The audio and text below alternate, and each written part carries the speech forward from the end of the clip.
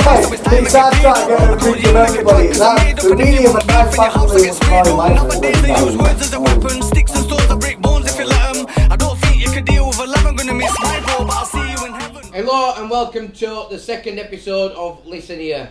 Just a quick shout out to our sponsors for this episode. We've got DF Valets.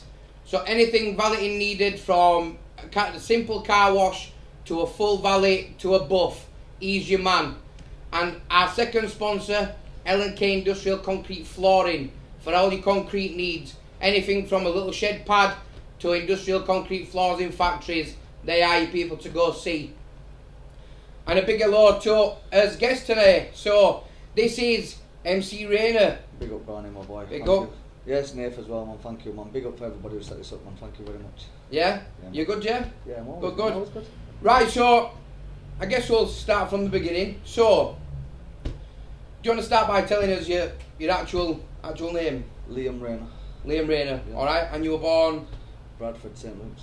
Bradford, St. Luke's. Yeah. All right. Bradford, St. Luke's. Yeah. And how old are you now? 33. 33. Yeah. All right. Okay. Yeah. And so, let's start with your childhood. So, mate. So, where did you grow up? For it, Bailey Estate in Bradford.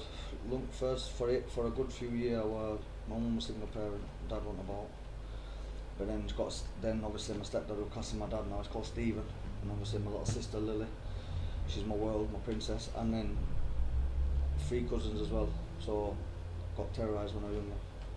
Right. Okay. Probably mainly that's why it turned out how we did. So absolutely got terrorised when we were younger by him. You know, it's like when you've got all the cousins. Got Yeah, of course. Yeah.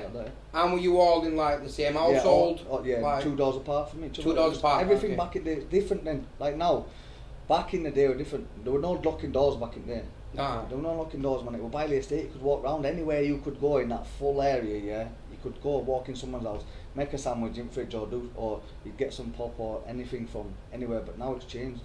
It's not the same as it was back then. It's all like it's different. It's mad when like before you know, I blinded myself in my right eye. Like I've got half blind in my right eye.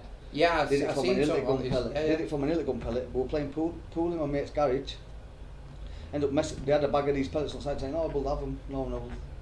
Ate them with hammers. What did I do? Ate it with an hammer, didn't I? Bit of lead come off straight away, straight from my eyelid, straight detects my retina. Blinded me, 13-year-old I was. 13-year-old. So it showed you what I did. Run out of the garden, run round to the next door neighbour's garden to Bernadette's. Gone in there, Bernadette Wilcox knows that I love her. Gone in there.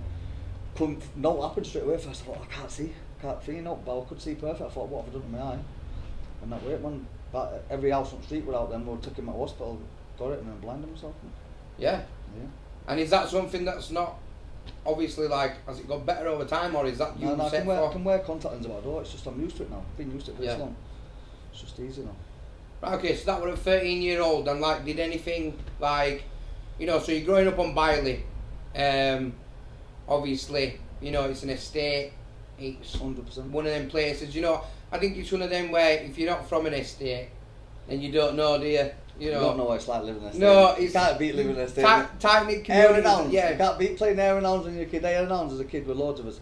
Air and hounds, and obviously, and like now you have good mates, but Yeah. when you go back to them days, it's people from them days. They're like you've got good mates from back then. You know what I mean? Like your people who've been your mates since you were kids and stuff like that. But now, like when you've grown up, you've got different mates, but you can't beat estates. Nobody knows what it's like when you live on an estate. Chris sandwiches and that, you can't beat it.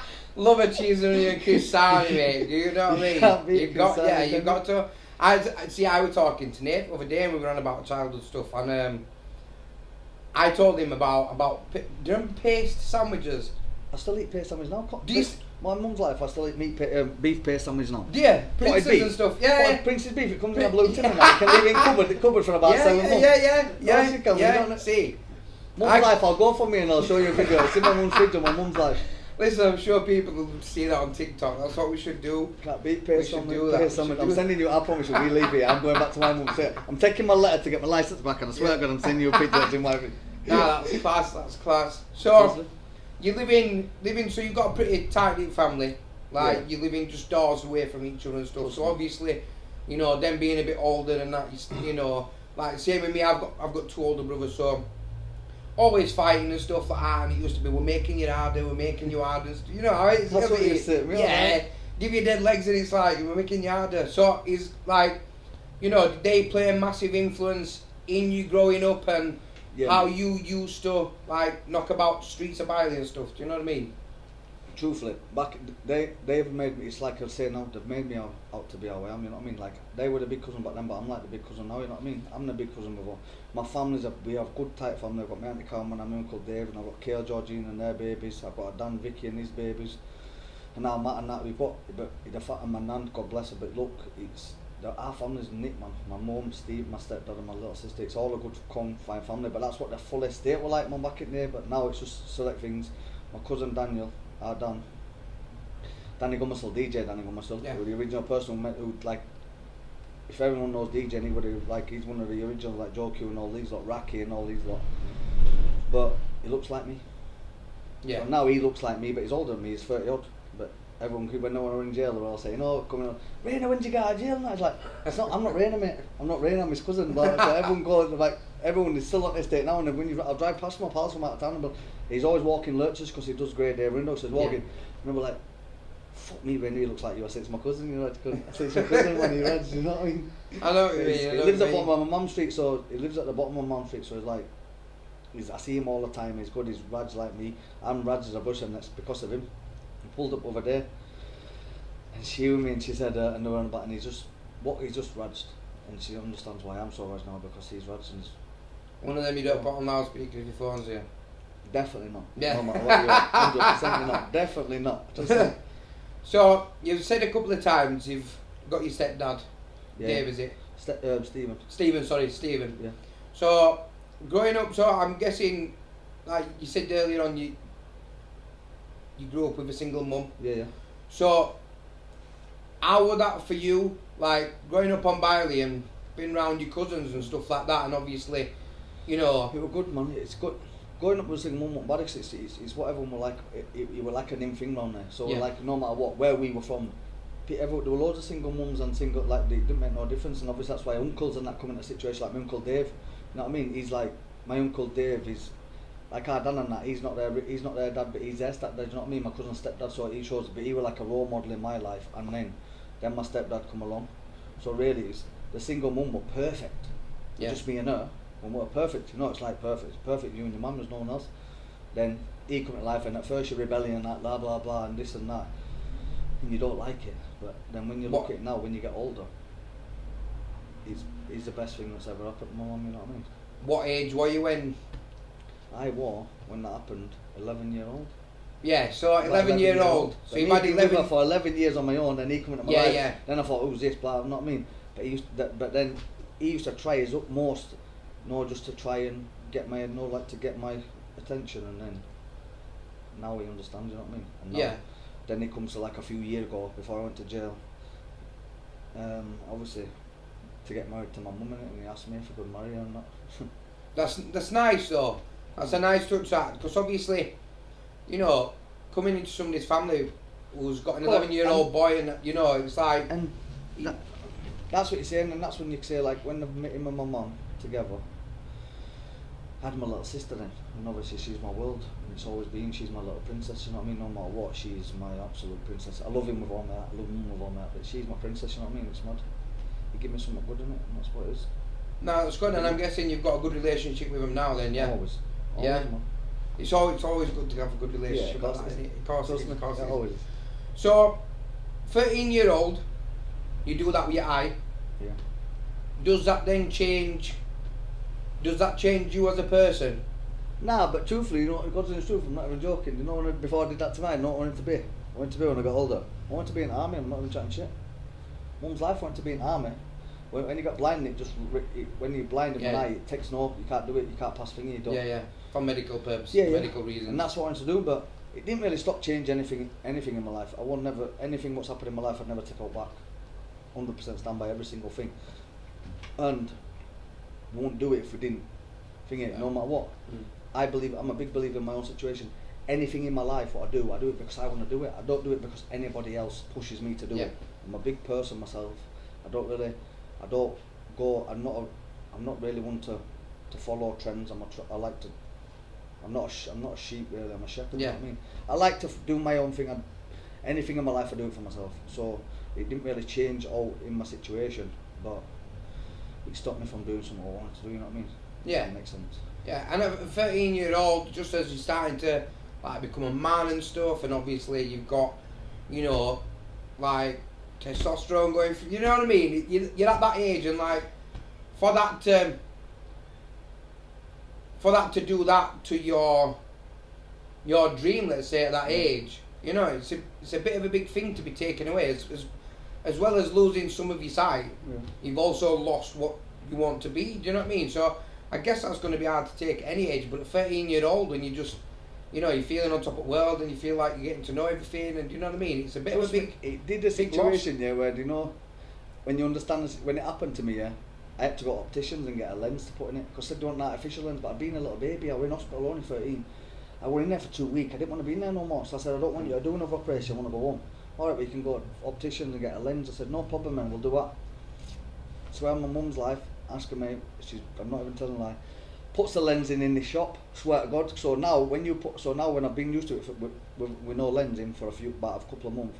Now I've got a lens to put me a lens in. But I'll put it myself at opticians. Come straight out optician's door, bang, straight at lamppost, bang. Because it takes you off balance. Right. It takes your bearings, man. Trust me. No. Yeah. So if I put a lens in now, I'd have to readapt you because it's hard to understand and it's mad, man. It's hard to explain because I'm used to it so being blurred on this side. When it don't come blurred, it takes your bearings, bro, and takes you off balance. Yeah. You have no balance. You've got no balance. Like when I first did it, I had no balance anyway, and then putting that lens back in, I had no balance. And now, but over so like for driving and stuff like that, I passed my test half blind, so it doesn't really make no difference to me. Everything I've done in my life, I'm blind. You know what I mean? Half blind. That's mad. That's mad. But you would never Nobody notice. knows though. Nobody knows. I swear to God, no one knows until the last few nights of my life. People have asked because I don't know because of ring lights. I've got no pupil. I've got no lens in this eye, so it makes my pupil. When the light's there, it makes it expand, and it looks like it's just one black thing. You know what I mean? That's mad. Do you know? I was just about to say you'd never notice. No, you can't. You'd never notice. Unless you're one of the boys, and they're fucking working. They're farming saying I've got a glass eye, blah blah blah, and that. And it's just that's it. It's only boys working, but it's not proper. It's a proper thing. It's just I've got 10% vision. That's mad. That is mad. So you've gone from doing that. Obviously, like I say, you're getting to that age now where, you know, your boyos. You know what I mean? It's a bit like British culture to as soon as you get into your teens, start drinking and stuff. Do you know what I mean? And so where does that start for you? Like what? Do you know what I mean? From being 13, what fills that gap there? Do you know? You know, from 13 onwards, so now it comes, and then football were a big thing. We like to play football like everyone did when we were kids. Loved football, loved it. But when you used to see everybody drinking on parks and that, yeah, we're always there with them, yeah. So like when you have a group of lads and a group of lasses, you always go there and everyone's drinking. I never drank, me, truthfully. I never won them drunk. Never used to get drunk in park. 16-year-old come more, started work, got a job, sports shoes unlimited in town, trainer shop.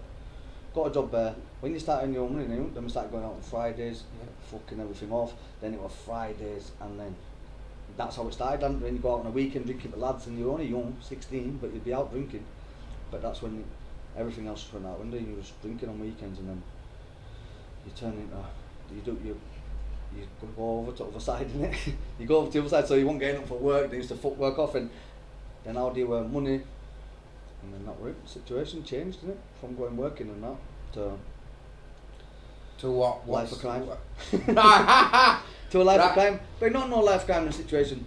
So a situation where when I was younger, I was 16-year-olds, started to sell weed. We're only young. Started to sell weed. We used to sell weed on a horse. Swear to God, on bareback. Proper Bailey style. I swear to God, pedal bike horses to get to Wormwood anyway. Like it was mad. Back then when you were younger, it was crazy. And then obviously went from selling weed and that it was good at that time when you were younger, because obviously you were doing thing and that it would a thing. But the only thing then we used to do, used to graft all weed to go out on a weekend and that, because you're always chasing someone in your back then, chasing to want to go. Yeah, I want to go out party with boys and that. It's not good, man. It's a reoccurring cycle. You're putting yourself in a cycle every single day, yeah, and it's just pointless, man. You're just constantly chasing. It doesn't make sense. So you're going from obviously having your first job, trainer job in Bradford, I'm guessing. Yeah. At 16, obviously slinging a bit of weed, you know. where does that then step up for you? Like what? So I know you're going out and stuff. But where does that step up step up for you? Because you're that smoking weed and going out are two completely different environments. It's not, and I'll tell you a story why it's not. Go on. It's not. This is the situation. It's not. So now we used to sit in my mate's caravan. Now one of my mates from being a kid called George Duncan. We used to have a caravan inside garden. So this is he used to start work at the same place as me. And we used to go out drinking, and then so where Andon Shutters on Tongue Street. Yeah. There's a pizza shop a bit further on. There's not one bang next to it, not Caesar's. There's one further on. It used to be called Pizza Oven back in the day. Yeah. You used to get a £5 meal deal. You used to get pizza, chips, and a Coke, yeah, and a bottle of Coke for £5. And there used to be a driver. I can't remember what his name was. He used to be a driver there, yeah. I think his name was Sid. Used to be Sid. He used to have a driver called Sid, and he used to always have weed all the time. But we didn't smoke weed.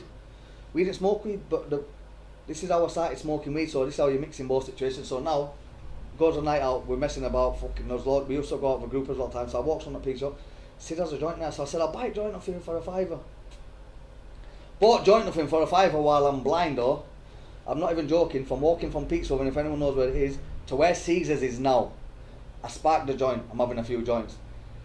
When you're younger, when you have a joint when you're drinking, yeah, it feels like you've just had another 20 pints put in a situation. It hit me like a ton of bricks. Back to it, carried home.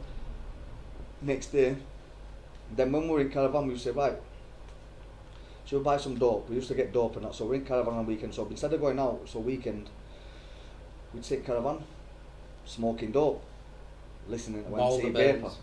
Listening to MC Vapor. Ah, right, yeah. So in the sense, because you're about MC Vapor, MC Vapor in the sense, everybody used to listen. That I remember when I was at school, they treated me like I was a fool. So it used to become, it's all the MC, so.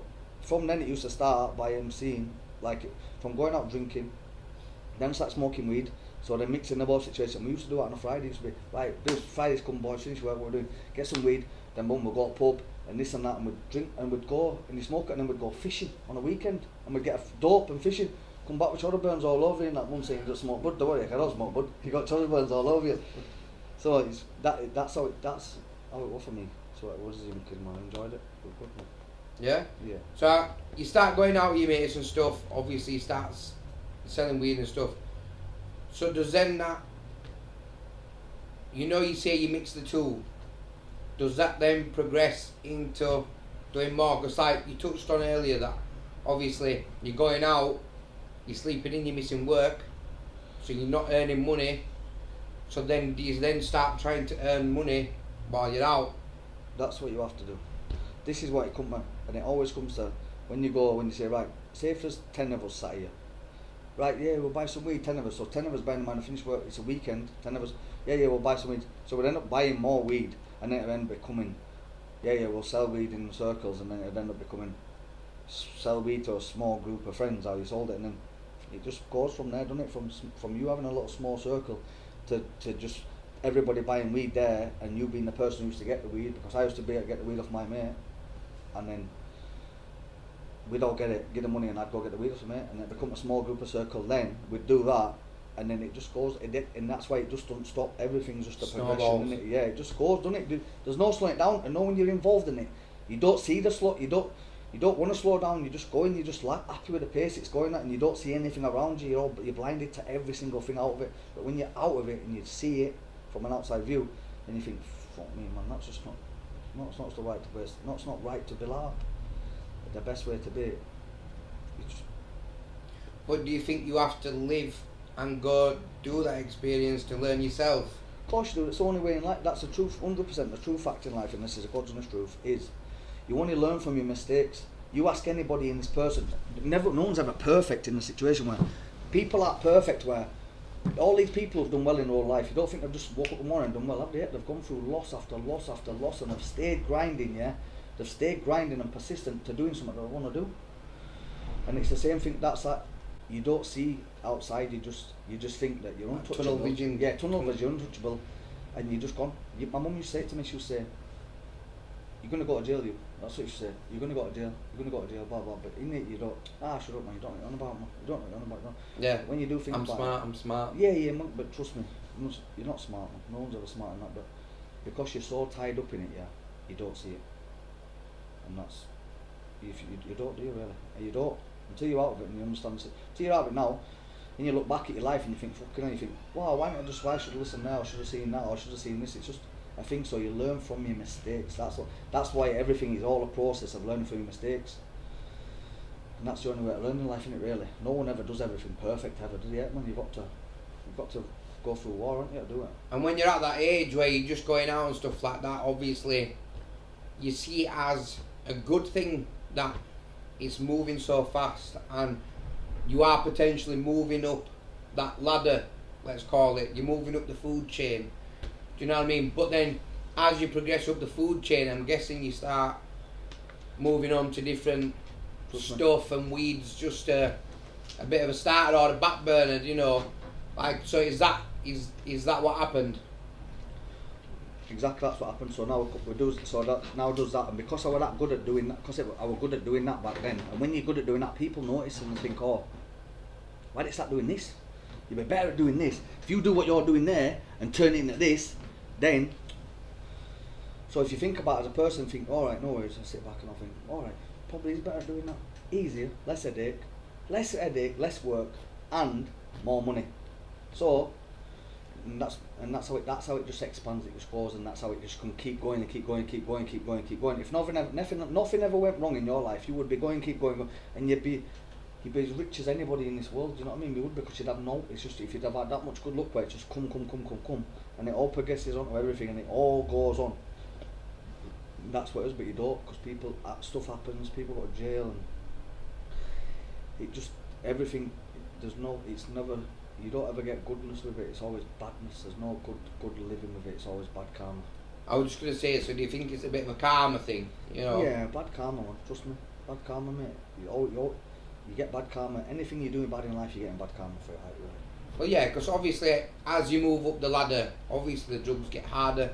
Trust me. So you're going from weed to cocaine to potentially Y and B. Yeah, 100%. You know? I mean, I don't really want to ask to what extent you got on that, but that does bring me to my next one. So you've been growing up doing that, you've been going out, you've been, you know, you're on the scene, let's sort of call it. When does music and stuff start? Because I know I was listening to you 13 years ago, and obviously in a moment we'll come to your jail time, because that'll come later on. So that gap between you know, like what happens in them years before that, let's say the build up to that, because it didn't just it didn't just happen like that. There's obviously a gap there to, you know. So now, so how the music came along, like I just a minute ago when I went about, we used to sit in caravan smoking dope, listen to MC Vapor, So you listen to MC Vapor, and then it would come. Then obviously you had my brother Keenan, God rest in peace, God bless him. Who he passed away. But Keenan, I was young, so this is how young were I now. So Keenan made a CD for his birthday. I think it was his. Keenan made a CD for his 16th birthday. So I was 14, Yeah.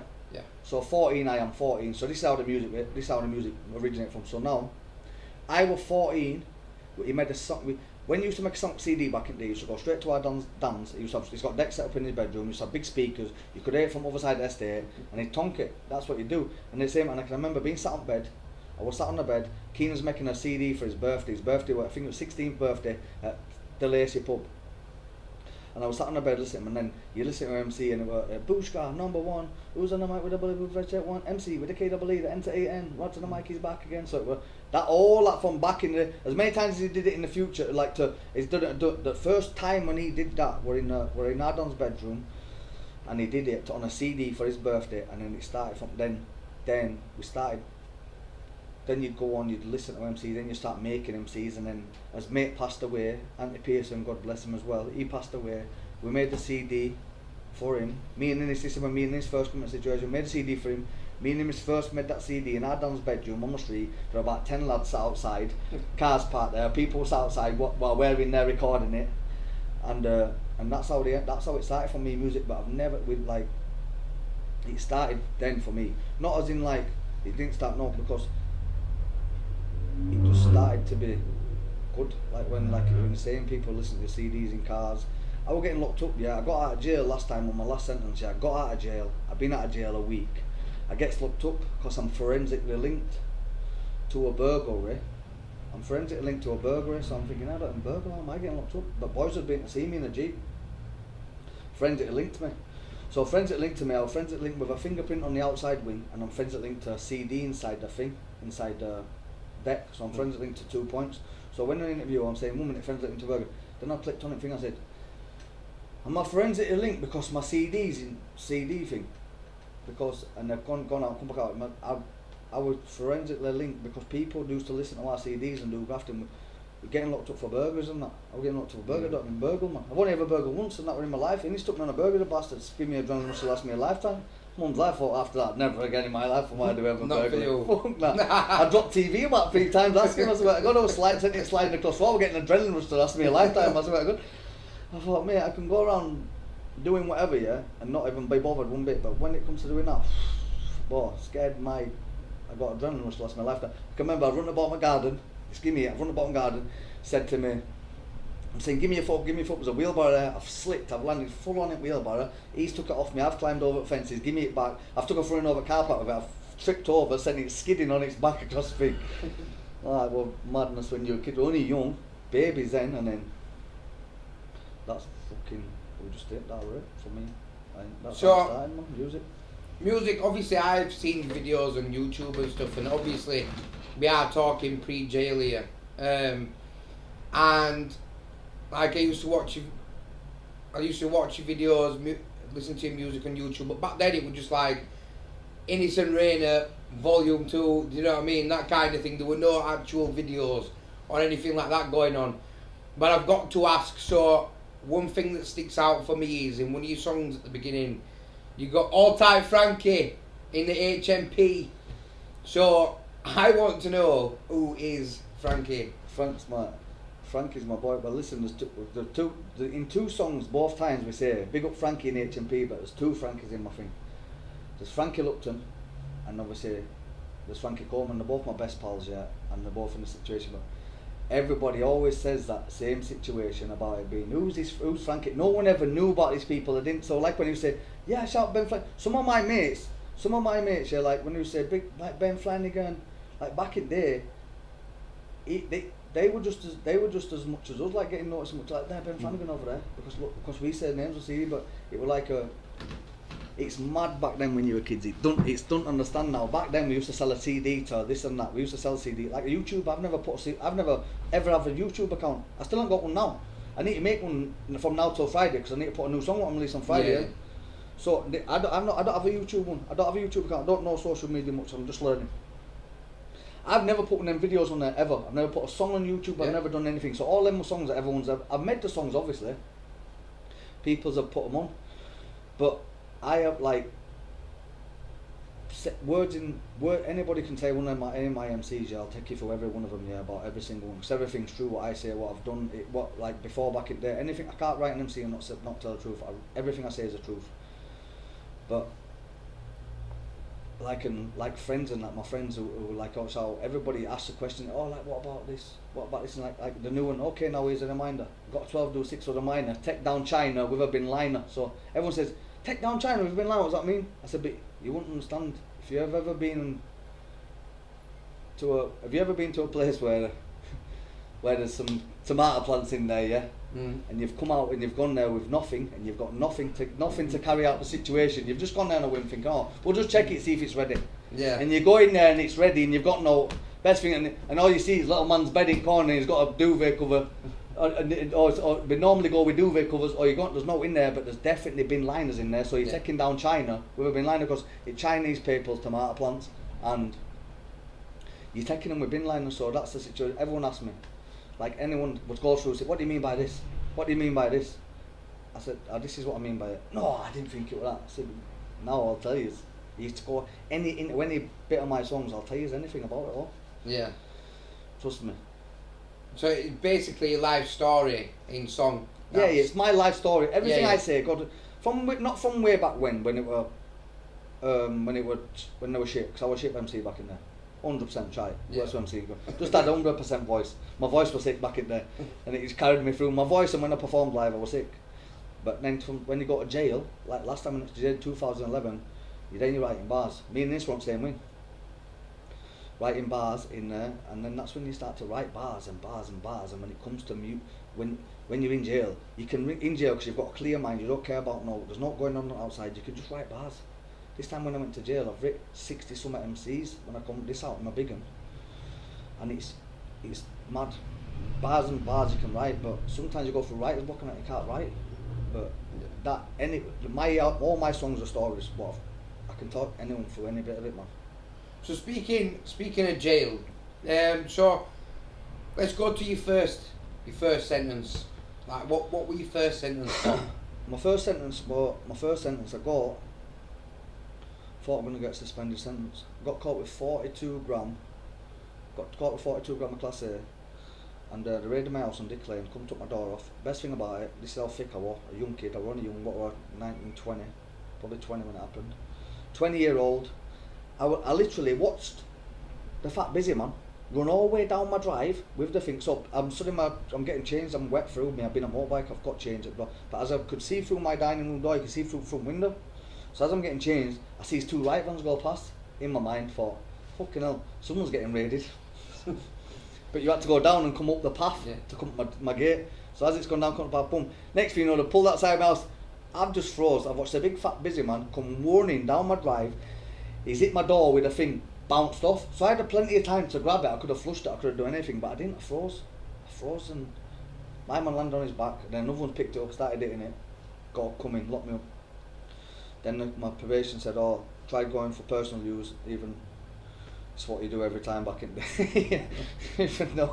even though we don't. Yeah. And then it's just trying to blend it, but then I got 3.5 years. Then they give me 5 years out of 3.5, and I was young. Wasn't expecting jail. They didn't take a bag with me, man. So 2011, that. So not expecting jail. I'm thinking you were gonna get a suspended sentence, like. So when you got given your sentence, I mean, did anybody go to court? No, like, I just went on my in own. Court? You just went on your own? Just went on my own, so I thought, it's just going to be a thing, that's it, done and dusted, community service, I've been told, you know what I mean, Leeds Crown Quarter. So then how do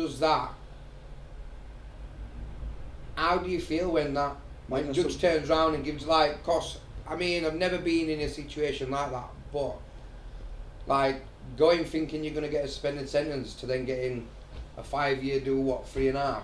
Do you know what? Yeah, no, so it was 3.5 years I had to do, so I had to do half of that, so I think 21 months I did, 21 and a half months. I think I got extra days anyway for a phone, and extra days for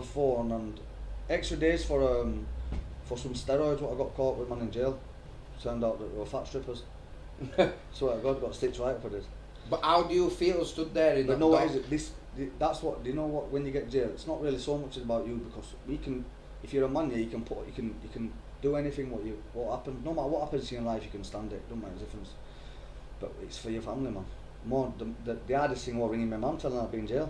I was getting jail. I got jail, man. That's the hardest thing, ringing home and telling family. And now, you yourself, it's one of the hardest things you've ever done in your life, man. And I've done it twice, and I swear to God I won't be doing it again, but it's the hardest phone call imagine the hardest phone call you've ever made in your life. Times 10. Yeah. It's an hard phone call, man. It's to ring home after. So when you're downstairs in court, you get to give you one phone call. So my phone won't start, so I can just ring my mum until I got jail. Some of them, like the court ones are alright. No, when you get sentenced, it's the one when you're going backwards and forwards from court are dogs. But the one when you get caught, when they're in court, they give you it, man. It's a bit of sympathy in it. You know what I mean? Come on, you just got jail. We'll let you make a phone call. Ring your mum. Hardest phone call I've ever met. 100%. And how does that phone call go? Can't remember, bro. When I blocked that out a long time ago, bro. Is that because, I mean, obviously nobody wants to ring the woman. Nah, man, I blocked that out time ago, bro. And you notice she comes to come up every single week on a visit. Every week she'll be there. Every week. Not giving visits to no one else. She won't give no visit to no one else. But the good thing about the first sentence, I'm not saying there's no good thing about it, but the thing about the first sentence is a few lads were in jail, and we're all in the jail together. Meaning this, there were a few of us in the jail that were good. The first sentence, man, I met a good few. I mean, the one thing about jail is, you understand this, yeah. In life, yeah, there's a lot of bad people, yeah. Some jail's not full of bad people. You meet a lot of good people in jail. You might be full of bad people as well, but you meet proper people in jail. Or good people who've just done bad things. Yeah. For a reason though. There's always a reason behind it. No one's just doing that for no. It's not for no. Everyone does it for a reason. And I met some good kids, and we were on the first sentence. So this is where it comes to me. They were moving me around jail, man, because it were being bad boys, yeah. And put me in this, not same wing, so put us on same wing. But because me and this have been kids since we were younger, we used to fuck about 24/7. Fuck about, and the one thing we used to look forward to was football on a Friday. I used to play 11-a-side Friday morning and fuck about, but we were going on everyone. We were robbing pads, we used to rob this kid's pad on. Everyone went to the gym on wing, me and this went in, he put dental floss over the top of his door, pulled it down bottom, pulled it straight across, and then he used to have a technique. Burglars.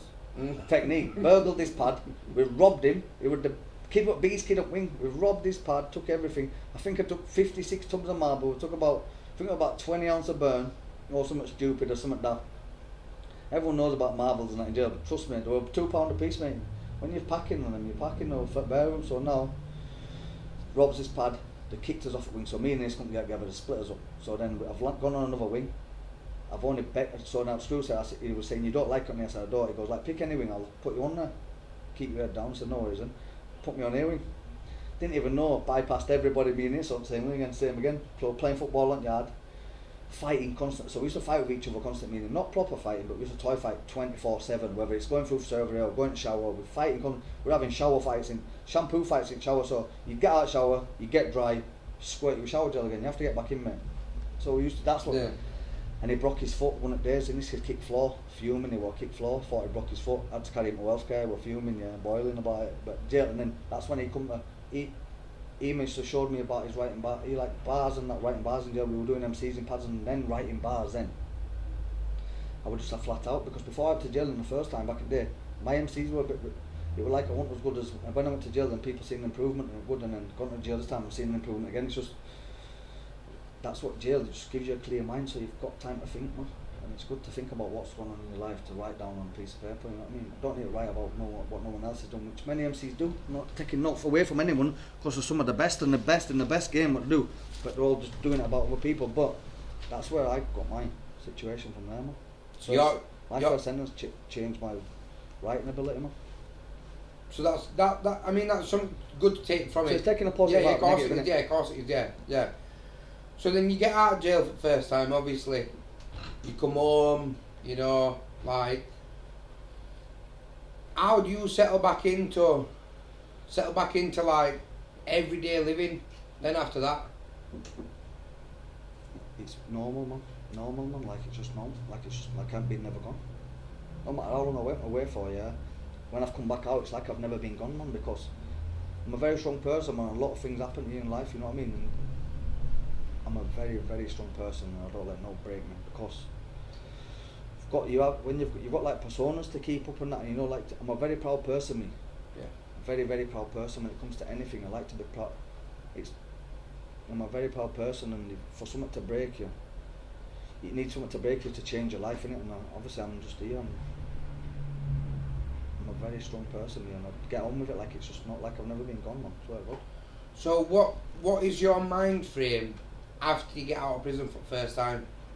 So when you come back from your first can't wait to see your kids. Can't wait to see my little lad. That's it. My mum used to bring my little lad to see me all the way through my first sentence. He used to come see me all the time. Yeah, he was only a baby, man. When I first got jail, he was 9 months old, and I come out and he was nearly 3. Yeah, come on, that's Liam Isaac, and then come out, and then that's the only bad thing. You miss them little bits there. The first bits where the walking, the first step. That's the bits that you miss, man. And then obviously, babe, and now Georgie come in the situation, and then that's the hardest thing, man. So when I come out of jail that first time, that was it. Then I was there. Then building that bond back up, and then I had a bond. So I had a bond with him, perfect bond all the way through. So from then, 2013. Beginning of 2013, all the way through, I'm a big dad thing situation. My kids are my world, you know what I mean? My kids are my absolute world, yeah, and everyone around me knows the situation. That I'm a good dad, yeah, and fucking kids are your main. Kids are my kids are my They're my world. So that's what it is. So now come out from that side, come from the first one, the first sentence, come off, build a bond with them all the way through. Been there all the way. Got videos on my phone, yeah, of the babies. My kids are nuts, yeah. It's not everything. One of my oldest lads got, and then I got that's the perfect situation. That is the only hard thing about jail. You miss your kids, and that's it. And your kids and your family is what you're doing, isn't it? Really, we can put up with anything, but that's it. The kids and the family is just that's the hardest bit for you. And do you feel like you're such, you want that father role, like you naturally want that father role? Do you think that's something to do with, obviously, you're growing up without a dad for the first 11 years? Do you know what it is? It probably is, you know. It probably is, because do you know what spurred my, not just spurred me on to be a dad, but because I gets out of jail that time I gets out of jail. Takes baby Liam with me, goes with baby Liam. I goes to see my dad, my proper dad, for my grandma. So I goes to my grandma and I go sees my proper dad. He had a pub called Ling Bob up near in Wilsden, yeah. Goes there. So my grandma's saying to baby Liam, so obviously baby Liam's been with my mum, and he's been with my stepdad. That's his granddad. Yeah. Nana Kimbo, that's what he called her, and that's his stepdad. That's his granddad. Yeah. Stephen's my stepdad's his granddad. Loves him. So then now this is what the situation was. So I'm sat at table having some food, and my grandma's like, "Oh, your granddad's there." My little lad said, "That's not my granddad. My granddad's at Nana Kimbo's." When he said that, I thought to myself, I'm here now, 23-year-old. My man's never been in my life for all my life. Just dips in and out. So he don't deserve him. So I thought, he don't deserve my man. He don't deserve my little. He don't deserve that baby Lee. So that was it. After that, I didn't go back. Didn't go back, and that's what it might be. You know, it might push me to be a good dad, but I don't know. I just think it comes natural. I'm not even saying I'm just loved by kids love me, man. It's not even a joke. I'm just loved by all kids, man. All my mates' kids absolutely adore me, and it's like all my family's kids, everyone in my family who has kids adore me. All the kids on the estate adore me. I'm not like it's just thing. I think it's because if you show someone time of day, if you be a proper person, be yourself, yeah, then don't be arrogant. Stay humble in it. You have to be humble in this situation, no matter what happens in your life. Not saying superstars, I'm not saying this and that, but just be humble, man. Whether you're well known in your own area, be humble, man. It's humble's good, man. I suppose it's one of them things as well, innit? Like, as kids, you just crave that bit of attention from them older lot, don't you? Especially if it's someone that you look up to. Yeah. Like, as you know, it's like with kids and stuff, the more time you spend with them and that, and you know, the attention you give them, they look up to you because they think, oh, you know, that they're doing this for me, they're doing that with me. Do you know what I mean? Yeah. So I get that. I get that. So you've come out of prison. You've obviously rekindled with your family. Obviously, you say you miss your kids and stuff like that. So you've been writing bars with Innis. So then, do you go then to pursue more of a music career, or is it one of them where you fall back into old habits? This is what we did. So this is what me and Innis used to do. We used to bring a CD out. We'd bring a CD out, and then a few months down the line, we'd bring another CD out. And that's how it was. So when we went to jail, when we got out, everyone was saying, right, we're expecting a CD. So when we come out, we released a CD 2013 in James Lovett's bedroom, DJ Lovett, yeah. In his bedroom, Lovett DJ'd for us while we goes there, gets out of jail straight away, instantly. A few days of being out of jail, we're there at Lovett's house, we're recording this song, because everybody knows this song, this CD is going to be the CD, because me and this are both been in jail. He got out a little bit before me, I got out after. The CD were a banner, went mad, everywhere were playing it, it just went crazy. It went crazy, but music has never been, it's never been that for me, where you pursue it and that. We used to just make CDs for everyone, and that's what it is, and everyone's, we're known all over this country from just making CDs and people playing songs and people put them on YouTube and do whatever. People used to have RCDs in jails up near Middlesbrough and all this, in like your home house and that. They have my CD in. We'll come to that in a minute when they want about my other sentence when we're on about home house, and you have CDs up there, and it shows how far a CD can talk. A CD, mate. Yeah. CD. Something so simple. And that's what it's like, but we never took it serious. And then that's what you're saying about falling into old habits. There's a true saying, when the fittest will survive, yeah, because you do what you're good at to earn money. You will do whatever it takes to earn money. And put food on the table. table. Any person in a situation under pressure will do anything to earn any money. Will do all to earn money. It's like it, no matter what it is. Trust me. some people have limits, some people don't have limits. You know what I mean? There's people who are out there, people who don't have no limits, who will go to anything to get money.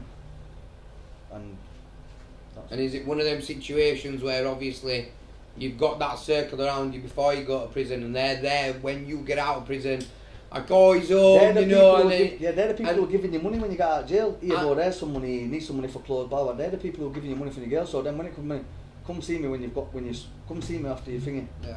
And then that's what it is. And you think to me, when that money runs out, what they've give you, when the money's run out, what they've give you, then you're understanding, we need to go and do something. So we need to go take them up on their offer, see if they're full of shit or not, see if they're your mates, and then it happens, they are your mates, and it pulls through, and that's how you get back into the same situation. Don't stop. And then back on graft. Yeah. But expanding. That's what I'm saying, back on graft, and it's always been a situation when you're back on graft, you always start yourself doing it, build it up. As soon as it builds up, you're out of there. Someone else can do it now, you're chilling. Sit back and chill. You chill. You just do everything. You can do everything on a day-to-day basis, what you're doing. As if you were a millionaire. As if you were a millionaire, you could do anything on. As if you had bare money, you could just do anything you want. You could do anything you want through the day, and you don't have to worry about money. Yeah. All you need to make sure is that our phone's turned on in the morning, and whoever's supposed to answer it, answers it, and it gets answered all day. That's all you need to worry about, and that's as easy as that, so you could see how easy it is to get drawn in. Yeah. And you do have them people that are just hungrier and hungrier and hungrier, you know. And like, so I'm going to bring up the Telegraph and Argus article. I mean, to be fair, I've read a few newspaper articles about drug dealers and stuff like that, and me passing I read up on them and stuff like that. But like for me locally, and especially back then, so the line that you got sentenced for, it was called, what is C-dot line or C-boy line. Like that to me, like, especially from back then, I just thought, it's got a name. Like, trust me, the C-boy, it come with a phone, C-boy line come with a phone, the name come with it. When I got the phone, it come with it. But and is that something that's passed on? Like, I won't say inherit it, but is that something where you've worked your way up, so that's your line now? No. I just somebody were going to get rid of a line, and I thought, put my name down for it, and I said, yeah, whenever you want to get rid of it, I'll have it. You know what I mean? Like a business opportunity. Yeah, no problem. Whenever you want to get rid of it, I'll have it, no problem. Then it come down at 18 months later or 16 months or something, saying, oh, see your phone, do you want it? I said, of course I'll have it, yeah, gives it. I did, my phone. And what was that line? What that line like? Yeah, it were a very good phone, innit? It was a very good phone, and it showed how good of a phone was. When they come for us, when they come for me anyway to get, I was driving up motorway. I've just come off at motorway and got fucking T-packed them on by fucking Q7, Skoda VRS, MPS, X5, Blacken. No, as soon as I've come off, I pulled up and sat chilling and building a joint. My pal's got no shoes on, we're chilling. I've got so now I'm looking up this road now thinking, fucking hell, where's this kid? We're waiting for a kid to come. I'm waiting for my graft to come. I know he's coming up, so I'm waiting for. I'm thinking, where the fuck's this kid, man? Looks up road, I just see this convoy of cars coming up top of it. When this convoy of cars has happened, we've seen this convoy of cars happen. My mate, not my mate now, but one of the lads had been, he's had his tyres shot out and that, stingered and that, by these same cars. So I said, it's on.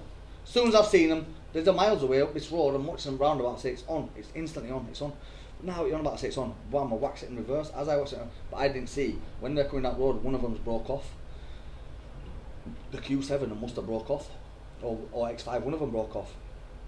When it's broke off, that must broke off. So when I have to go for reverse up the street, I'm in reverse now, power reversing. They're coming round bend now, and they're out of windows now, they've got masks on, they've got them things. So I'm looking at my pallet passing, he's got red dots all over him, yeah, so I'm thinking, mate, this is on the net, bumper pushing me now, but I'm in reverse. As I'm reversing, because I've always said, if drug squad come for me, they'll never catch me because I'm a driver, yeah, and this is what they always say to me, they thought it's a drug squad, never get it, but it wasn't no normal drug squad, it was NCA, they've come for us full blast. As I'm reversing, I've come back, they've ran me from behind, flat out, ran me from behind, but he's got red dots on him, so I thought to myself, this is a situation, and I'll get on another thing in a minute. So now, he's got red dots all over him, the rags is out of the car, so now the rags is all out of the car, that's it. bam, my car, bam, that's so then locks us up, we gets locked up, gets let out. So gets locked up, let out. Gets let out, so fucking, what am I going to say now? And then this is, so then a few months after this, remember that Ines mentioned that kid got shot up the motorway? Yeah, yes, sir. That's all I could think when I thought to myself, after, what if my mate would have put his hand up to his ear or something stupid? They would have wiped him out. He'd have got wiped. They'd have wiped him out. So it's, everything's a blessing in that situation. But then the court gets locked up. They lets us out. We're on tag, bail, not bail, but like on a tag, pending furthering, whatever it is. What charges did they give you? Conspiracy to supply Class A. But I got conspiracy to supply Class A. Give me leading role category 2. And then give me 12. Well, I got 12 year at 9.5 because I got 20% off. 9.5, and then that's when it started. Then that's when my big sentence started. 2016. I'm back in the 16, so I'd only been out really 3 years and a bit. So what the charge? What were it? Leader of? Leading role. It was leading role. So does that mean like you're sole responsible? Yeah. So you're sole responsible for that They line. put me leading role category 1. Then my pallet side of me, he were leading role as well. They put my pallet side, and then they tried putting his thing inside of him, and he were leading role as well. It was just mad. It was just like they were just trying to. We got the shafted us. We got shafted, and for a street graft, anyway, for like a street dealer round graft. People important didn't even get the same at that time. I got 12 year. My mate got 11.5 underneath me, and then his thing got 10 year. So it was like a mad situation for a street graft. Then everyone else were going. My mate's girlfriend, my mate's girlfriend, she got 3.5 years. She's only been on it 3 times. She got 3.5 years, man, and she was pregnant. So they locked up. Just made an example, really. An example of the situation, but. And is that because of the type of stuff that you were selling on them lines? I don't even know, man. I just thought back. I just think that you're just not liked. You just if they don't like you in your own area, and you're not liked, it's just a situation where they just try and do whatever they can just keep you away, man. I don't want to keep you away for a little bit, innit? They want the biggest thing they can keep you away from. And I suppose it didn't help having previous. No, it didn't help having previous. It didn't help having previous. Didn't it? That just kills you in a situation. You don't but. Next one, a minute. So obviously you get T-packed in.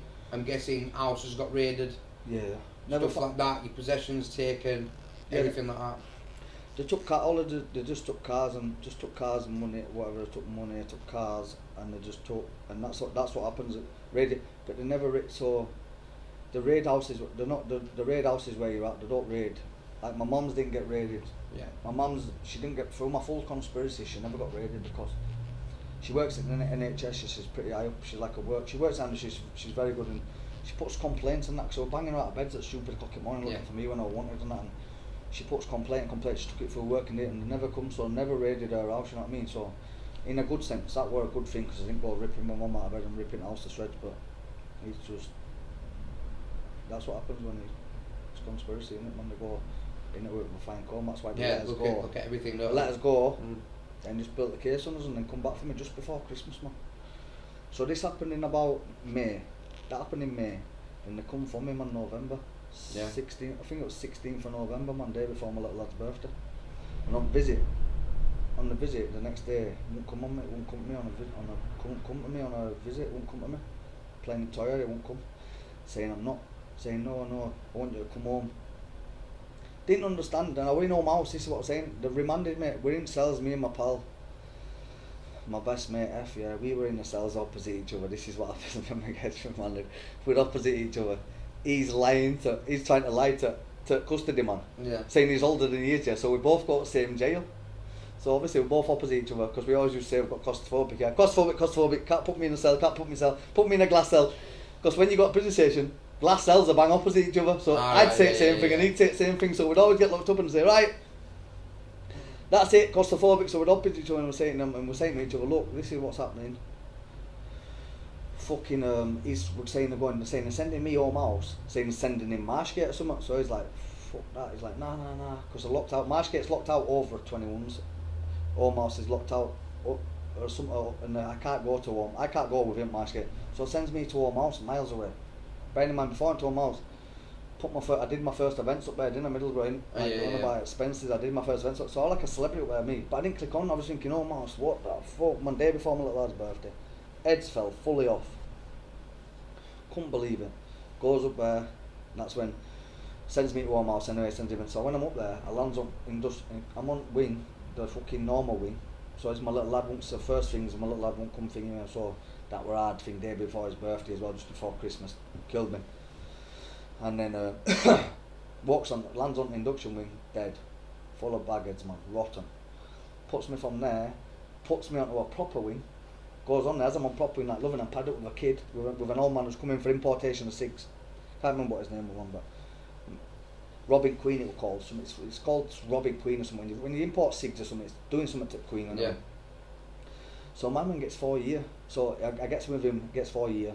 He just got sentenced this day, he gets 4 days, we're on wing now together. I've just thought, I'm not coming out of my cell, I've gone phone, I come out, can't be arsed. Head's done and I can't be messed. Goes down thing. He's come up now, this is what made me feel better. He's come 4 years, I'm just remanded, so my man's just for 4 years, comes to my cell, starts crying. I'm there for him, no worries, what do you want? Want some sweets, giving him sweets. But he's like an older bloke, he's a bit older than me and that, so next day, 3 lads have landed at wing, 3 of my pals from another wing. I didn't even know. They're my pals now. They weren't my pals then. I didn't know from Adam. There's one little bald man, about this big. He's only small. Looks like Jason Statham. There's another one travelling outside of him, massive, and another bigger travelling man behind him, like a bigger.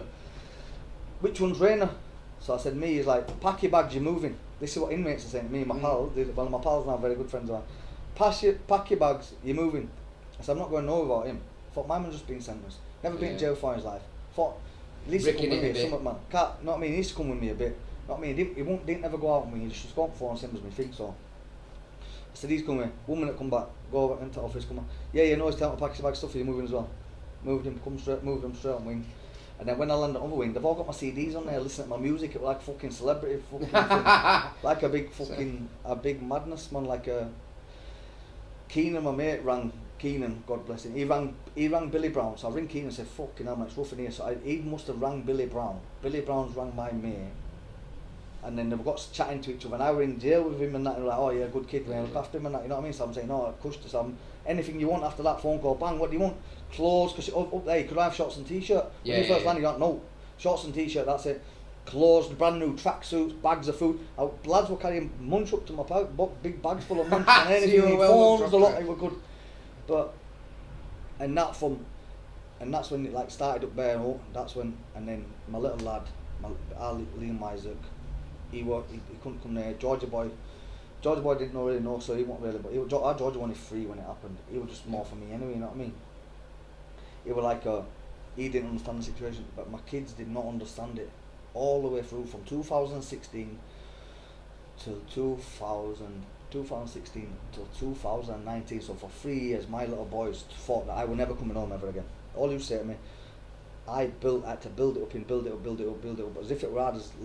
It were hard anyway to build a relationship with them, yeah. But of course there's personal situations that were hard, yeah. But all the time on the thing, also, I can remember it to a T before. I goes to, I'm sat, where were I? I'm sat on Ewing in Wheelston, 2019, so my cat D is due in 2020, couple of months, about a few months anyway, so I'm sat there, I rings home, they goes to watch Spider-Man, don't know what Spider-Man is, whatever Spider-Man come out in 2019, this is Spider-Man, so it comes to, so I rings home, Dad, I said, yeah, I said, did you watch the film? He's like, yeah, it'll be on Netflix by the time you come home, but buying this when I'm in jail, yeah. My little lad, I worked with a lot of groups in jail to help for kids outside, to help my kids understand my situation, that I was coming home and that I wasn't coming home. You know what I mean? Because I had to do what no one else was doing. Coming home there and then, but you were eventually. I was coming home, so I used to say to Mum, reassuring, so that's all that happened. So reassuring. Then he said that to me. So then now, God's honest truth, Barney, that were it. That's like a weight being lifted off my shoulder. Boom. Yeah. Different. It was easy then. It become easy. Jail had become easy then in 2009. It become easy. It was easy. Because you hadn't got that constant worry that your kids. They're not worrying. They're going through detachment disorder. That's what they got done with. Yeah. Diagnosed with attachment disorder for me because I left them. Imagine me being there every day, dropping them to school, picking them up at school, going at home, been at home with him all day, and then that were it. And I got attachment disorder from me, and then he understood it. And then when I come Cat D and that, and I didn't understand it, I've got a video on my phone. First time I went home, first time I come home, man, I'm like that. Been just running constantly, man, constantly. Cat D, run. Used to do 5k every other day, just run. And video, man, when I first come see me, so from the first time I got remanded, when the pigeon man put the cuffs on me in my kitchen, and I didn't know, but that's the last time I were at home. As I put cuffs on me, Georgia comes downstairs and comes, but I'd been getting locked up then. I got locked up for 3 shootings in 1 week, yeah, while I were on tag. So I'm on tag, so how am I getting locked up for shootings while I'm on tag? It don't make sense.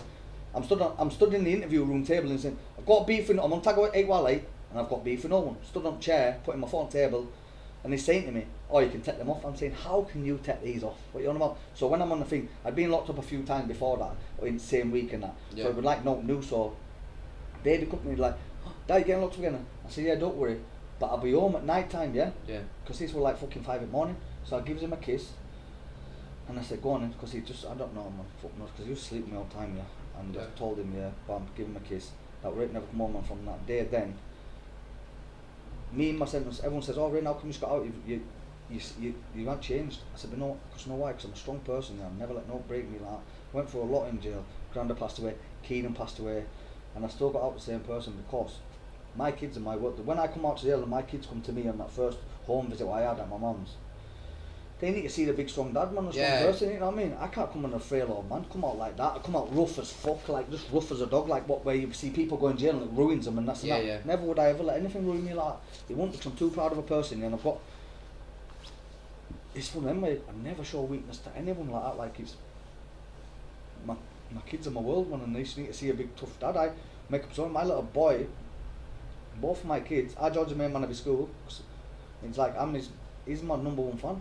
Yeah, he's my number 1 fan.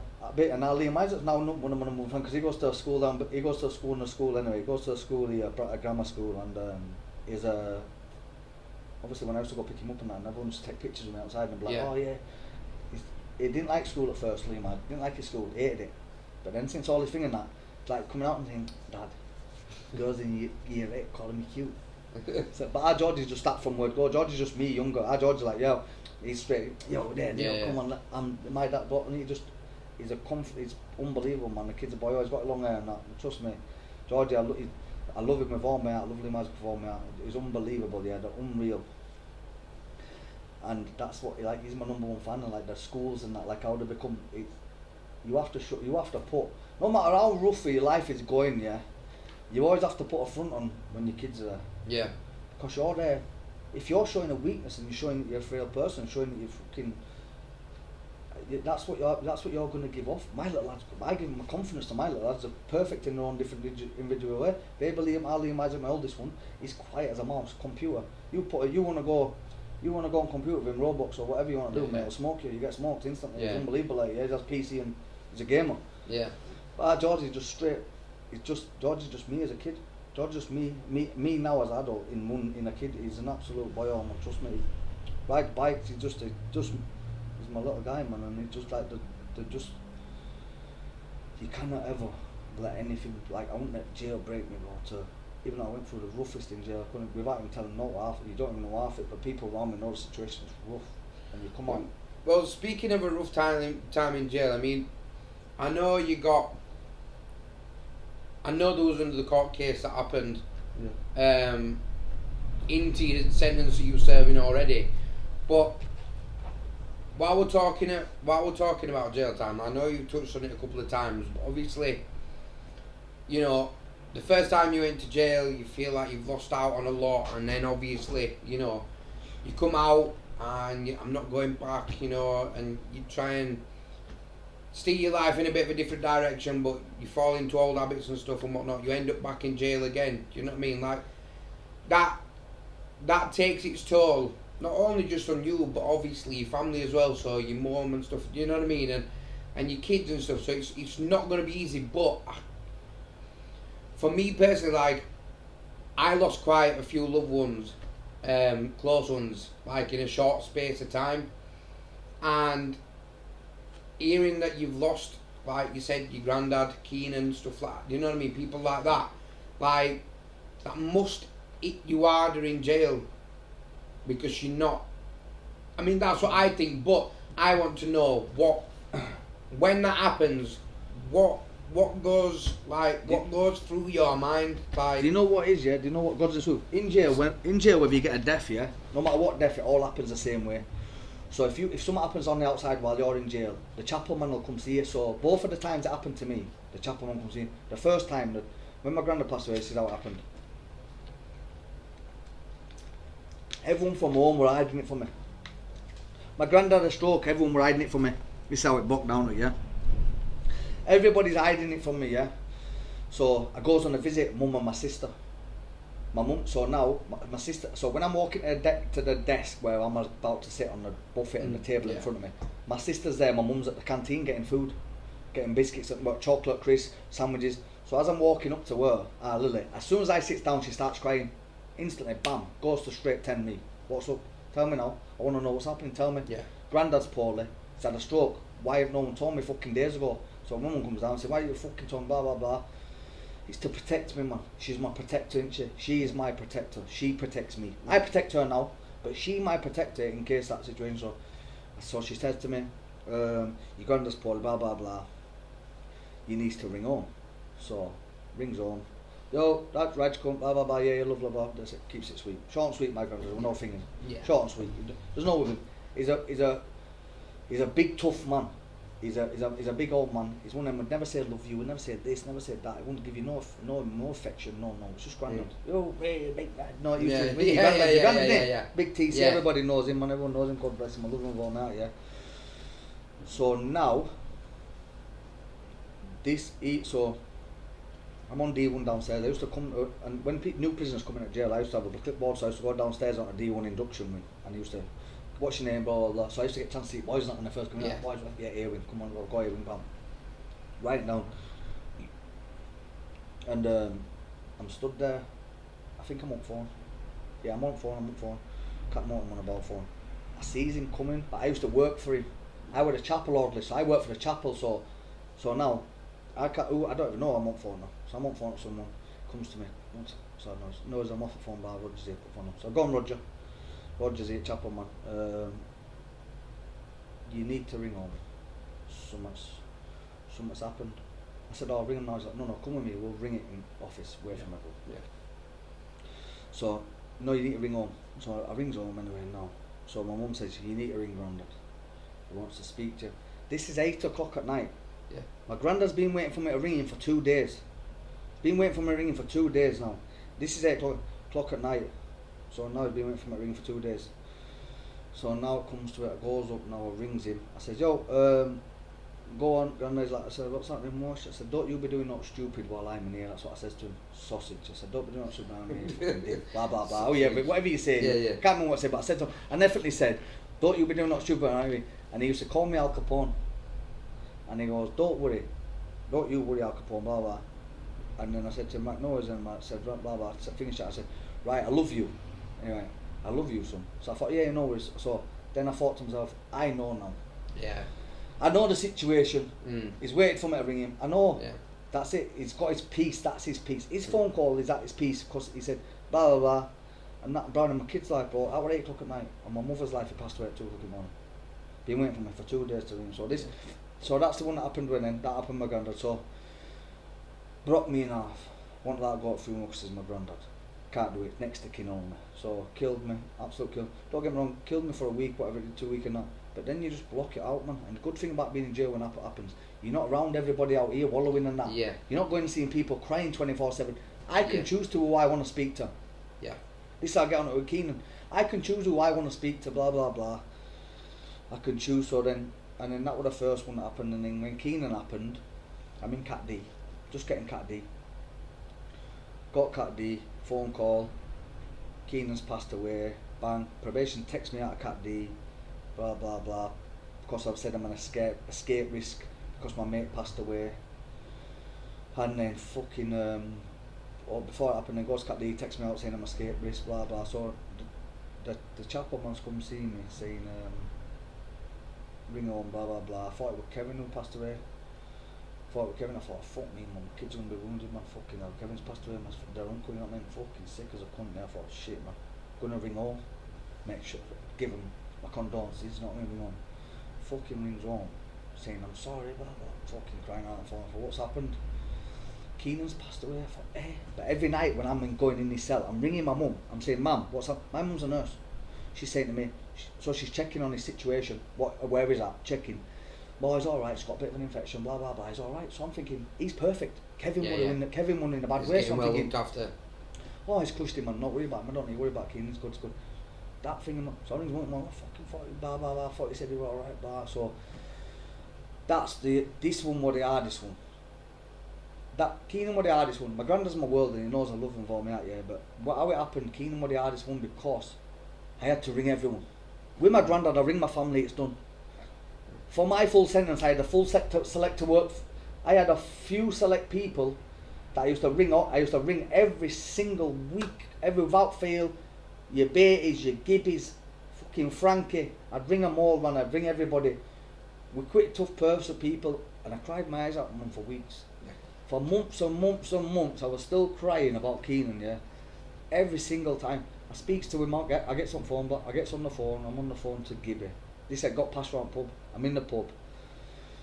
Keenan passed away, speaks to Blakey first. Blakey's his cousin, speaks to him, crying his eyes out, we're having a cry. No, ring Gibby first.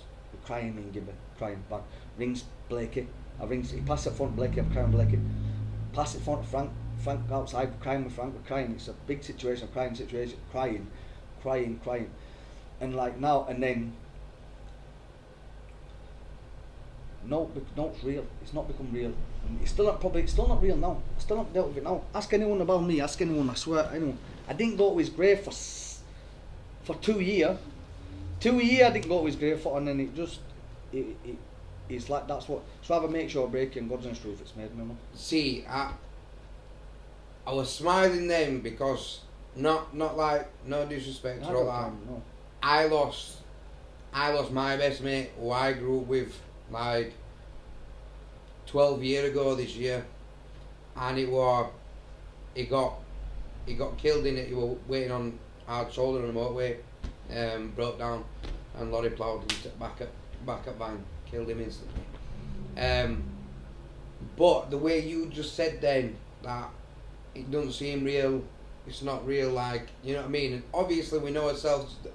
I look at it the exact same way. Like, I'm getting goosebumps, but yeah. I look at it the exact same way, and I say that, and I thought, just then when you said that, I resonated with it, and I thought that's exactly how I see that, and that was my boy, you know, and we you know, and it does it hard, and that's sort of why I wanted to ask you, because obviously, like you say, we're from a generation where we're brought up to not show emotion. Like, you're brought up to be solid. Do you know what I mean? Like, there's no emotion, there's none of this. Do you know what I mean? And then it sort of backfired on us now because everybody's suffering with mental health. Do you know what I mean? But that resonated for me. And I know that it's got to probably hit harder in jail. That's what I'm getting at. Trust me, and this is what you say, and like it does hit you harder. Yeah. In jail, it does hit you harder, but it only hits you hard for a certain amount of time. Yeah. You're not wallowing on it forever. It's just week to week. Maybe Keenan were a bit longer than that because obviously I've had to chat to people, and I'm having to chat to people, and the fucking I'm having to chat to people, and they brought me on that on my visit. Like, it's like a thing. It'd be up on visits all the time, and it's like they bring kids to come see me. It's just like you have to forget about it, man. It's like one of them, but it's not one of them to forget about. You still think this is what we do think. No, when you've been to jail, you come out. I still think I can grab this phone now and say, right, yo, fat stuff, where are you? Know what I mean? Where are you, or you can think. So it's like it's not. And like I was saying, I didn't go to his grave, man, for 2 years, man, because it's not like now you go like. When I used to have my license, I used to score there, park above joint, chill, nice. Give him death. Give him full on death. Just give him death constantly, because he's still not leaving me, because there's more into it, like spiritualists and stuff like that. People, my family goes to see spiritualists and that, and they always come through and that, and so it's all true. So it's 100%. It's good where he's obviously be better here and that, but he says it's good where he's and that, and obviously it seems good where he's, because fucking hell there's everybody there, mate, and he's chilling the fuck out, yeah. But it's not. It keeps coming, and it's good, man, and it's good. But I'm gonna get a bit more personal now, come on, and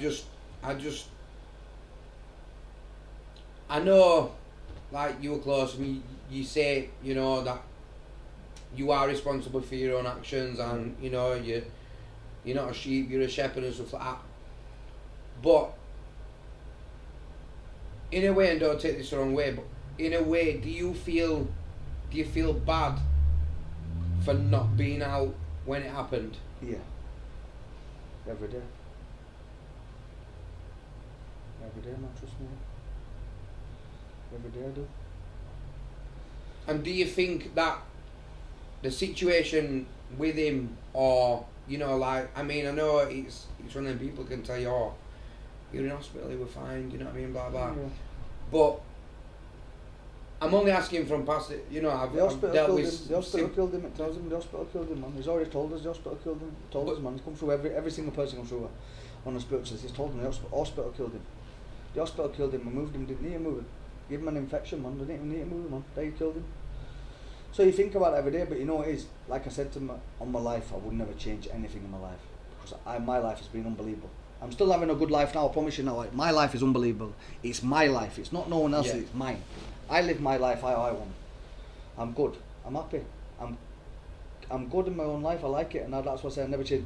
Yeah, I do kick myself every single day for it. Yeah, but I also kick myself every single day for my kids and that what I've missed and what they went through while we were gone and that. So I have a lot to deal with, and that's why some people don't get much of my time in that, because I've got a lot. I've got a lot of making up to people to do with people around me. You know what I mean?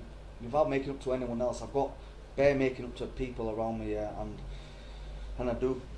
And one day we'll be back together, and then obviously you can speak a piece and we're getting, and that's it. But I'm just well, strong, like they say, time is the only thing that you can spend that you never get back. Come on, 100%. That's what it is. Do you know what I mean? So you have got to spend it wisely.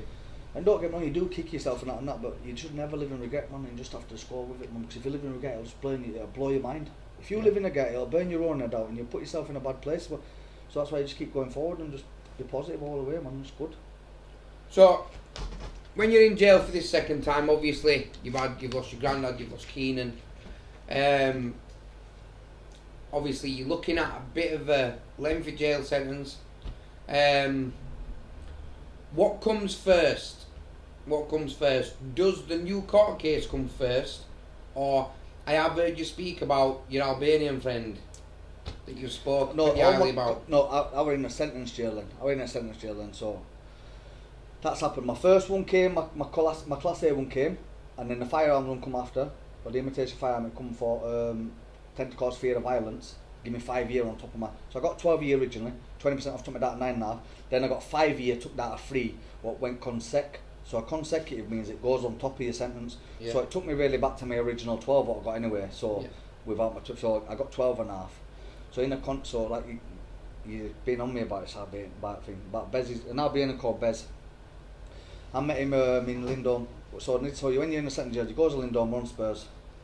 So we're on a Spur in Lindholm. A quiet man opposite me is called.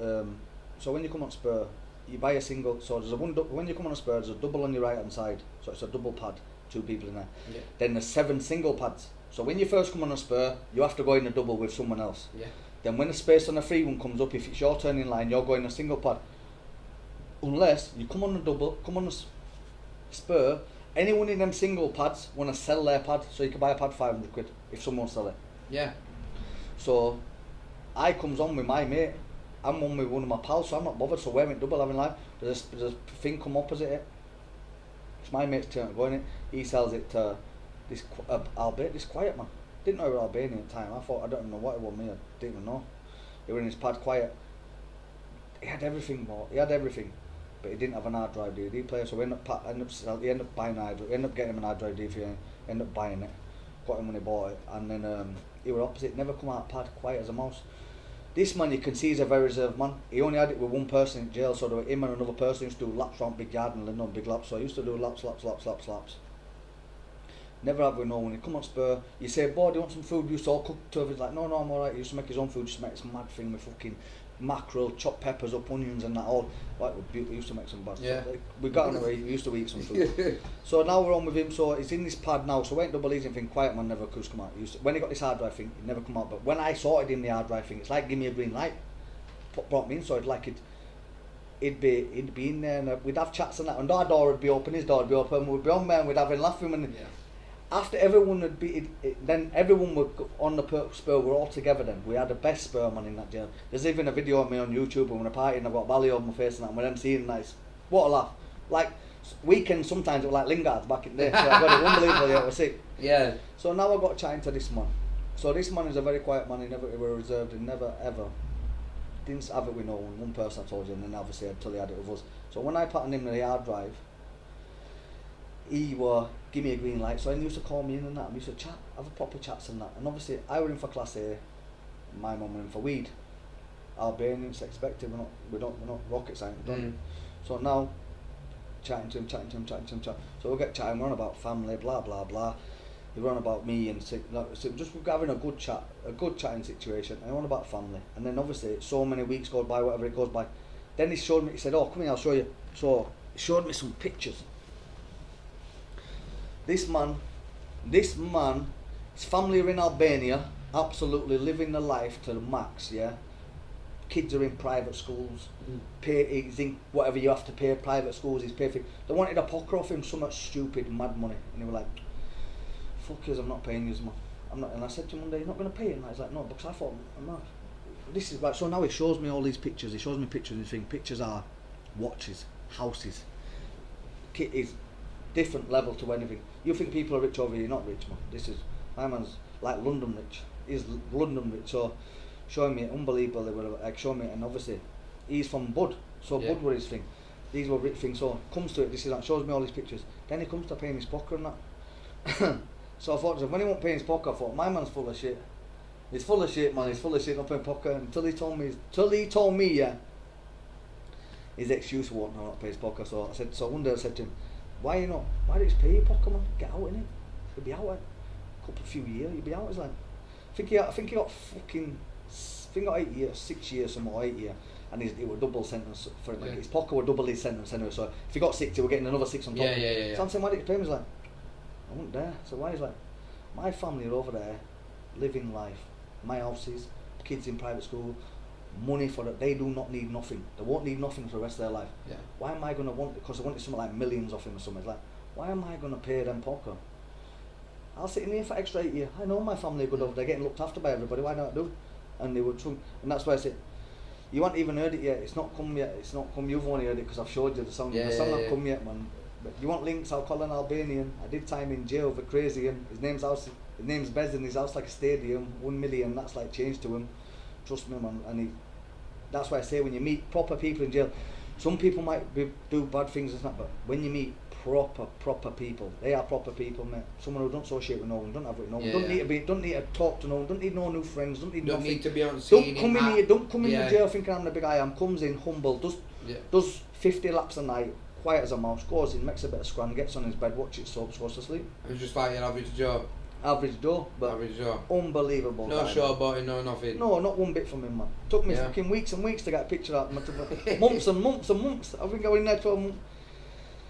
But you know what, man? You're a good guy, man. And like, and then I went. This is what I'm saying. It's mad. So he's good guy. Then meets him there. Then meets him again in Cat D. So I meet him again in Cat D. He's a good fucking doing floors and that. He was sick. He was sick at doing floors. Like floors were the next level. Doing like all your brickying outside and that, and he was a nice humble man. He was just a humble guy, bro. And he was just humble. Just getting his head down, doing his time. Of course, did his sentence, man, and then look, my sentence was that, so whatever sentence he were on, whatever he'd done, he'd been in for a bit, and then so now my sentence was overlapping his sentence, but then we were going into his other sentence for the poker. So when I come to doing thingy, so when I got out Cat D. When I got out Cat D in 2022. He'll have been getting out. I think he was getting took back to his own country. Anyway, I don't know what's going for some. They were going. I don't know what happened, but I ended up getting took out, didn't I? So it wasn't my fault. I got took out and then we lost thing and that. But very good kid, man. So I thought I'd put him in one of my songs. You know what I mean? Yeah. Yeah. So then, while all this is going on, obviously, there's another court case going on that involves a shooting. With an imitation gun. Yeah, just said. So what? I were allowed bong on the street. Said allowed bong on the street. Got 5 years out of 3 months. 5 years out of 3 years for it, man. got 5 year down to 3. Record these on, because he had a loud bounce street, they give me 5 year down to 3.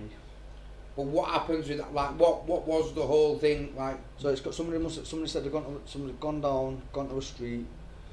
Then they've said, neighbours have said they've heard a loud bang, but bearing in mind there were no note there, so to say anything about a firearm, i.e. that's why it went to imitation firearm, because even if you went on the street and if you let a big bang off or a car backfired and one of the neighbours said, oh, I've seen so and so and so and so, and you're getting done for imitation firearm. You're not allowed. So imitation can be anything. So anything that imitates a firearm, that's anything. Like so a BB gun. Anything can be anything's imitation. If it looks realistic. If you had a BB gun now and you just messed about and you walked in here and said, right, blah blah blah, and you walked out on the street and shouting top of your voice, I'll fucking go mad, blah blah blah.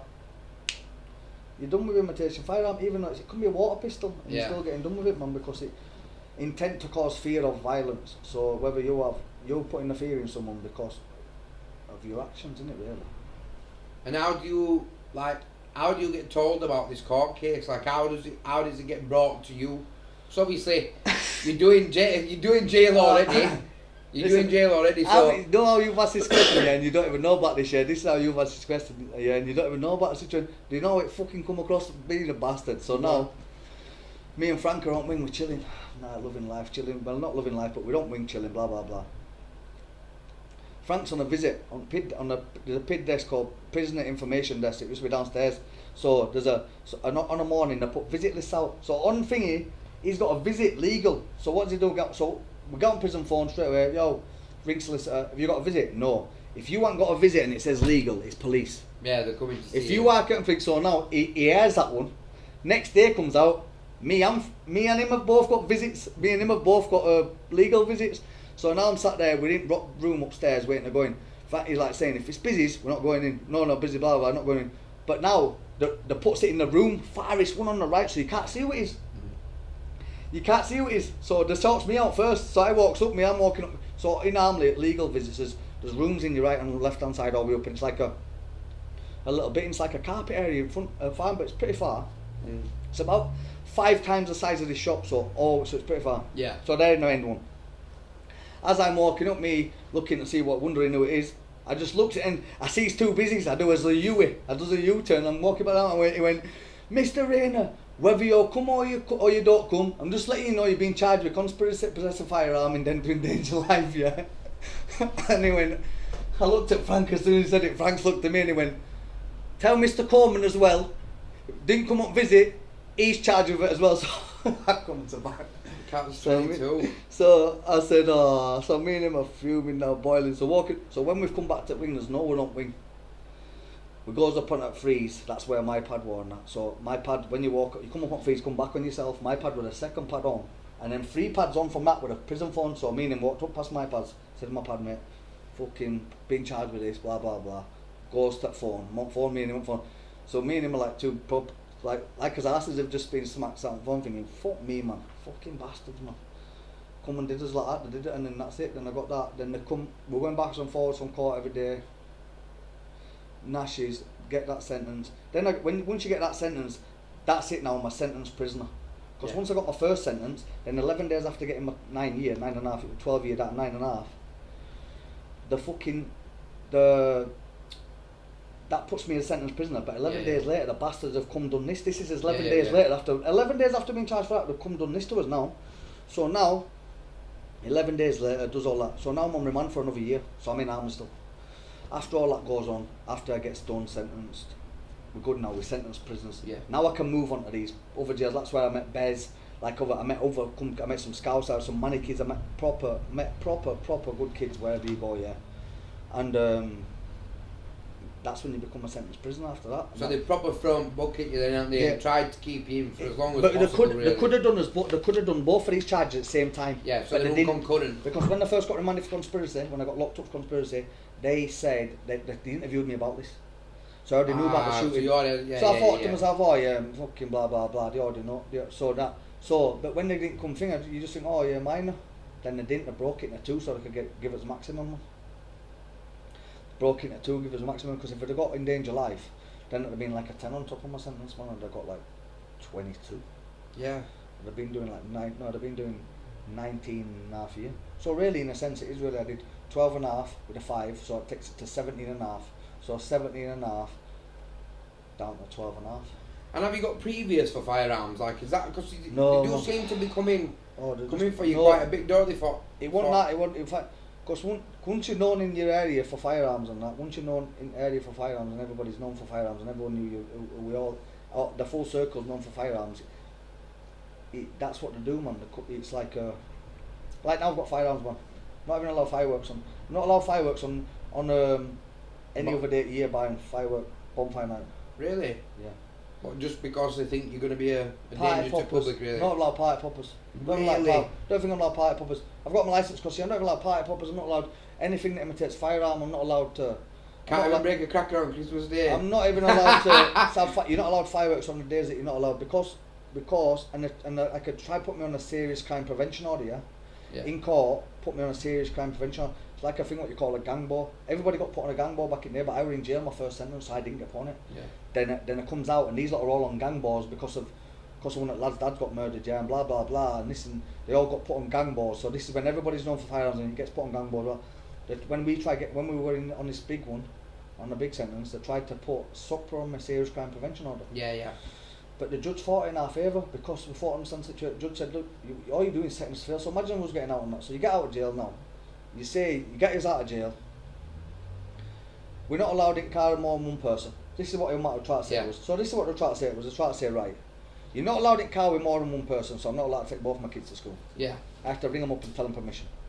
I have to ring them and give them my phone number, which I've got my phone number now.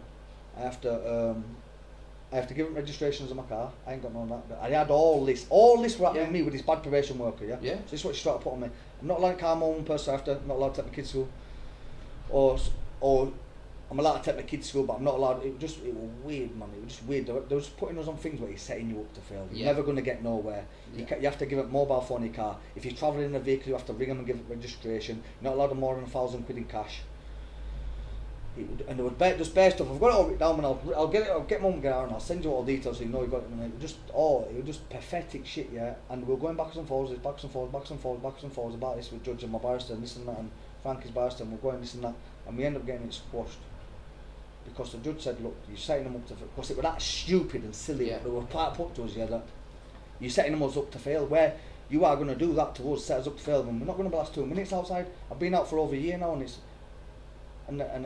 good, you know what I mean? But if I'd have had them things on me, I'd have been locked up now and back in jail because it was just stupid. But my new probation was we did it all and it was good money. Not my new, but getting the end of it now, and she didn't need to do none of it because you go to jail to learn from your mistakes. Like we're saying for me, you learn from your mistakes, and if you don't learn, you're daft, right? What were your frame of mind when you got your first sentence and then you got your second sentence, so you've got added years on? What were your frame of mind then? Because obviously, when you get your first sentence, I know there's only 11 days in between. Truthfully. Your thingy, but you've got to have thought, right, I know how long I'm doing now.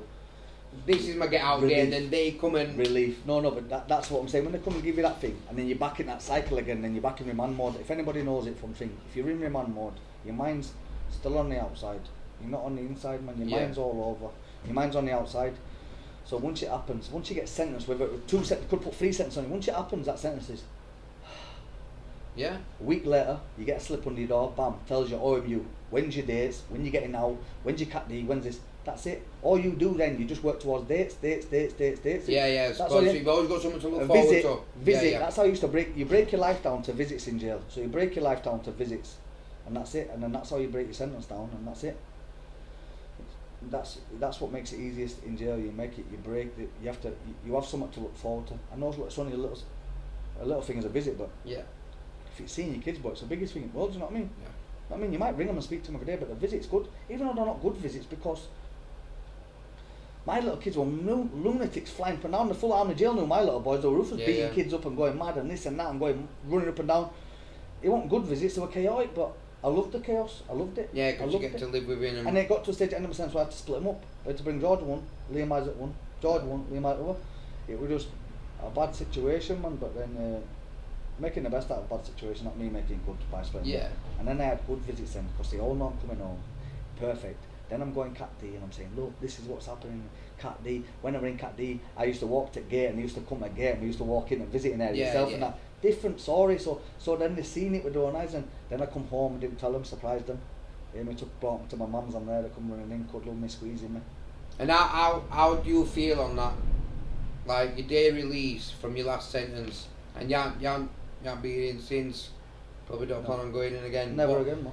How do you feel coming home and like, what's that? Like, does it like... This time we're different to the first time. That's what I'm trying to say. No, like, last time when it first come out, this time, I know we're saying it's longer and it's not, it didn't change me mentally in any way yet, but everything changes out here. So you don't change, but everything changes. So you come out, people don't speak to you, blah, blah, blah. It's a bit of a situation. So houses out there or whatever, new houses are built and whatever. 6 years, I did 6 years, 3 months, so it's a bit of a long time. And it's a bit of a long time for everything to change, but you don't see, nobody sees the change in me, but I see the change in everyone else. So like I see people, like my nan, she's got a little bit poorly in it, she's a little bit poorly, and but it's like, she, I love her with all my heart, she's my world, and she's like, you see the change in everyone else. So I see a change. I see my mum getting old, man. I know it's only 6 years, but you think 6 years, but people don't get old over time. It just like, well, I don't know, it just seems to happen straight away, like, fuck me, man, you look old today, you know what I mean, like, fucking hell, you're looking old, and it happens. It just, it's mad to explain unless you've been in it, but it's how you process me, around this my situation. So now, if I want to get out and go under, when I first got out until now, like now releasing songs, I'm doing it slowly but surely, I'm nice, I'm chilling, I'm doing my own thing, steady pay. If I come out and went 100 mile an hour, probably burn my head out and couldn't be arsed and this and that, but I do it, anyone will tell you, man, I do everything at my own pace, I do everything what I want to do, I do it at my own pace, so I don't fall out of it, so I still enjoy it, you know what I mean, like now, I enjoy it, man. So you haven't gone 100 mile an hour and now you're bored of it, you've got nowhere else to go. No, you're just slowly getting there. Yeah, slowly doing it like like I've just started like doing TikTok and that, and it's just like, it's good for me, man. It's good. I enjoy it. It's just, I like it. I enjoy it, man. So what I've got to ask you now as well is, so first, you said that like obviously your jail stints have helped you with your writing and like writing bars and stuff like that. And obviously, when you get out, everybody's anticipating like, when's that next song coming? What is this song going to be like? Do you know what I mean? Do you feel like, you said you've got better over time, but do you feel like right now you're better when you've come out this time than you were like? Do you know what I mean? Like, I think I'm a better person this time as well. I'm not even joking about the situation. Like you say, what don't break you will make you. Yeah. I think I've come out a better person, and I think to myself, I understand everything better, man. It's like music. I just take everything at my own pace, yeah, and it's good. It's good then. Like I love like music. Like when it comes to think, right, I'm gonna bring a song out Friday. I've only bring a song out this, like they're already out before. I'll bring a song out this Friday because I like to set targets for me. So now summer's my main thing. We're summer MCs, aren't we? We're not winter, are we? You don't MC in winter, do you? No. Like you don't go to festivals in winter. My seasonal work. Yeah, we're seasonal. It's the summer thing, aren't we? It's summertime vibe, summer songs. They're more upbeat, aren't they? Winter time, no. Summer's more upbeat, so I'm like to pace that. So now everyone's saying when songs out. I know everyone asks and I think, oh fucking, I wish I'd just bring it somewhere. And I thought, so no, fuck it. I'm involved now. I'm gonna bring a song out now every month until summer to keep us going. Yeah. These are just going to be visual. This is not going to be visual. This is going to be normal songs. What I'm going to bring out. I'm going to bring out no video of them. I'm just going to release them on SoundCloud and YouTube for everybody, just to know that I'm still here and obviously we're involved. But summer's my main songs. My main songs what I've got recorded now. My main ones with the people I've collabed with. They are the summer ones, and summer's going to be different. So hopefully, and that's what I'm saying. It's good, and everything's moving good in the right direction, man. I'm positive. I'm good. It's good. I enjoy it, man. I'm enjoying it at the moment. Life's good, man. I'm good. And you feel like your lifestyle's changed because obviously now you've come out, you've started, like obviously you've taken music at your own pace and stuff, and you know music's going good for you. You've got a plan. You know you're releasing songs. You've got songs that are there, releasing them on certain dates and stuff. So you feel, to me it seems like you've got a longer plan. You know what I mean? Like you're planning on staying out, but you've got a long-term plan. And obviously that involves TikTok. Like you're new to TikTok, well not new, but you're new to TikTok, going live and stuff. Like, you know, I've been in the same boat, but like I follow you in this, and I know we've had box battles and stuff Yeah. like. But what do you think that's another thing that's helping you as well? Do you know, like, because you say imagine if you got out and you had nothing, you seasonal. would you imagine if you got out and you had nothing, you had no avenue to go down to earn money, you probably would go back to doing what you do. But when I said to it, I thought to myself, why would I use my name to do bad things when I can use my name to do good things, man? Yeah. Good things like music and TikTok. I know TikTok. It took a lot for me to put my face on TikTok. I'm not joking. Not face it. It took a lot for me to sit on live and that. Sit on live. You get a lot of haters, man. It's jealous, but it's only jealous over there. It's not jealous in face to face. You know what I mean? It's just Keyboard warriors. Yeah, it's just madness, and it's just. It took a lot, man, and it took a lot. And you know what it all boils down to? Do you know why I do it? For my kids, man. Because I know I'm never going back to jail, yeah? Unless I walked out here and something happens and I'm in car driving and someone comes out and you run them over, because we all know you can get done for running someone over by accident, because that's happened to 3 of my mates, yeah?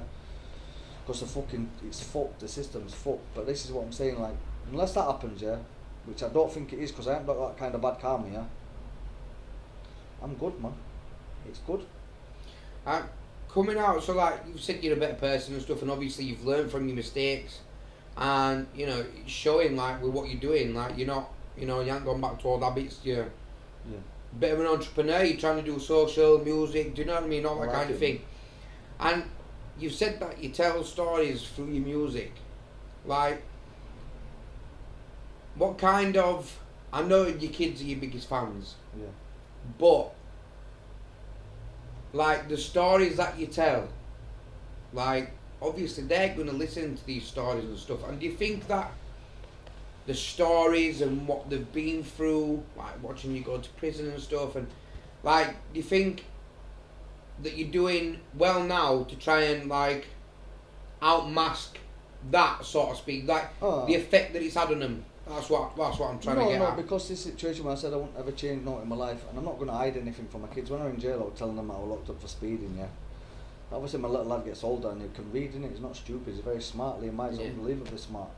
And he read it, innit? And I told him, innit? I explained the situation, this is what happens. I didn't do everything for lavish lifestyle. I don't want, lavish lifestyle is not one, I don't value nothing but family and loyalty, yeah? I don't really. Look, I dress like, this is me every day, I dress like this every day, shorts and t-shirt, I don't care, I don't value anything. My material objects don't mean nothing to me. Yeah. So I did everything for my kids, so all the money, so whatever I get, I did so I could walk past shop with my kids and they can buy anything they wanted. Like, it's stuff what I did that. Like my little lad ring me now every single day. You know, Joy's rung me now literally 10 minutes, like before coming here. Yeah. It rings me every day, it rings me tenner every day, and then Liam Myers. They do it because he plays out on this and that, and he just does it every day. I won't ever mask anything from them because I tell them the script, because you can't lie to them, and it's the worst thing you can ever do. Don't get me wrong, I tried lying to them while I was in jail, because that was the only thing I had, that's the only option I had. I only had that option. But in life, in similar situations, you had to listen to stories and that, but they're my stories, man. Yeah. They're my stories. I'm gonna show you. You're not gonna be having my stories. You're gonna have your own stories, but you're gonna do properly, because I'm gonna be. And this is why I do everything. This is why I'm doing everything what I'm doing now, like the TikTok and the music and that, because it will pay off in time. Yeah. It's always a process. It's not gonna happen now instantly. It's a process. It happens. I've only took it serious now for 6 months. Yeah. So with your music, when you come out of jail this time, do you feel like it's gonna change? Do you feel like you've still got a story to tell from your past, but then are you gonna start changing like your stories for a bit of a more positive? Yeah, but like, you know, I've got stories for stories, man. Like, I've got stories I can sit and talk for days, man. About not like stories to not about anything like the badness, but like stories to put. Do you know what? This is what it is. I will put them in songs. I'll put my stories in songs, so people don't do what's happened. I'm not going to come in and say, oh, don't do this, blah blah blah. I'm going to say, I'm not coming in with that bullshit. I'm just saying, look, my stories are my stories. Like I just said to one of the lads, my stories are my stories. These are my stories. People, if you are not a person, people, if you're not a person who goes out and does whatever you say, whatever is on them songs, and they're a straight place, that's what people want to hear, man. So you need to keep. That's why people don't want to hear about about positive stuff, bro. They don't want to hear it, man. They don't want to hear about the positive stuff. They don't want to hear about anything. They just want to hear about all the badness. They want to hear about everything. They want to hear about the stories, what's going on. They want to hear about something. It don't. And when the stories run out, I'll probably stop MCing. You know what I mean? It's one of them ones. It's like because I will never MC about someone else. Don't get no MC about my friends. I'll MC about my friends. Yeah. I make songs about my friends, like my boys. I make songs about them, like they want, like stuff what they do and that. Like I rang Web over there and I said, fucking. I just like I want other people's stories. I want to do.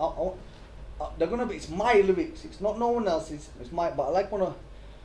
Like no, when you hear people saying about other stuff and that, it's like I'm not understanding about other people. I want to understand other stuff, man, to MC about it. It could be anything. I could walk out of here now and there might be something else. I think, oh, boom, buzzing. Yeah. Like I've just been. I've been writing bars on we. I write. It's not a thing where I just sit and I think, right, I'm gonna write a full 16. I write a 16 over a week or something. I'm just fucking about. I'll put a bit in and I think, fucking hell, that's bang bang. Oh, look at that bang, and I'll write it. And this is how you know. To write bars, you need to be at a good place in your life, bro, and you need to have a fresh mind on that. And over these last few months, my mind's clear, man, and I'm good. And I've been writing bars, man, and summer's coming and it's good, and it's not just going to be summer, it's going to be plenty of time after. It's good, man. I enjoy it, man. I'm enjoying it all the moment. It's good, man. Yeah, man. It's good, man. It's good, man. Good. And so the last thing I'm going to ask you is. Am I the best looking man in Bradford? Of course I am. Are you mad? Of course I am, bro. We'll give you BD4. No, so the last thing I'm going to ask you is if you were to give any advice to the younger generation, or I'd say anybody really, about life or something like that, what would you say to them? What would be your advice? Advice would be, it's just to be yourself, man. God's honest truth, I know you're saying it sounds cliche and obviously bullshit, but just be yourself here. Don't ever get influenced, don't ever get forced into doing anything. If you don't want to do something, don't do it, man. Do your own thing, You don't have to carry no one. You can do it all on your own. And you know where I am, man. If you need me, man, trust me, because I promise I speak to bare people, man. I know it's younger generation or older generation. I speak to everyone, man. My door is always open. I speak to them. And people, no one will say to me on my snap, can't believe you messaging me back. Why? Because other people don't message back, but I'm not that person. I'm me. I do my own thing. I'm here, man. If you need to speak to me, I'm good. I get it on my lives constantly. I can't believe you following me back, blah, blah. I dropped in someone's live earlier, was sat with someone. There's 3 of them in there, but so I followed him and he didn't follow me back, so I followed him, but it's only me, it's my one of the youngest. Then his mates were like, one of them like, don't worry, man, he's not going to follow you back. So I thought, he's walked round them and followed them all back, and they're all like, anything like, but I am only a normal person. And I whine and I confidence and this and that, and I'm a very confident person and I whine, but it's all a laugh to me, man. But humble about it as well. Yeah, it's all a laugh to me. I do it for a laugh. I do it because I like it. If I didn't like it, I wouldn't do it. You wouldn't see MC Rayner if I didn't like it, because I wouldn't. I love it. I love it all. I love everything. I love seeing people. I love them noticing me. I love whatever they're doing. I love giving respect to younger generation. I love it because I love it. Know the love you get back from everybody here. Know my full community. That's why I took If You Know Me to field. Planets there because I wanted to give a bit of something back here. And that wasn't even a full video got up. They only put half a video out here. But I'd like to give everything back, man.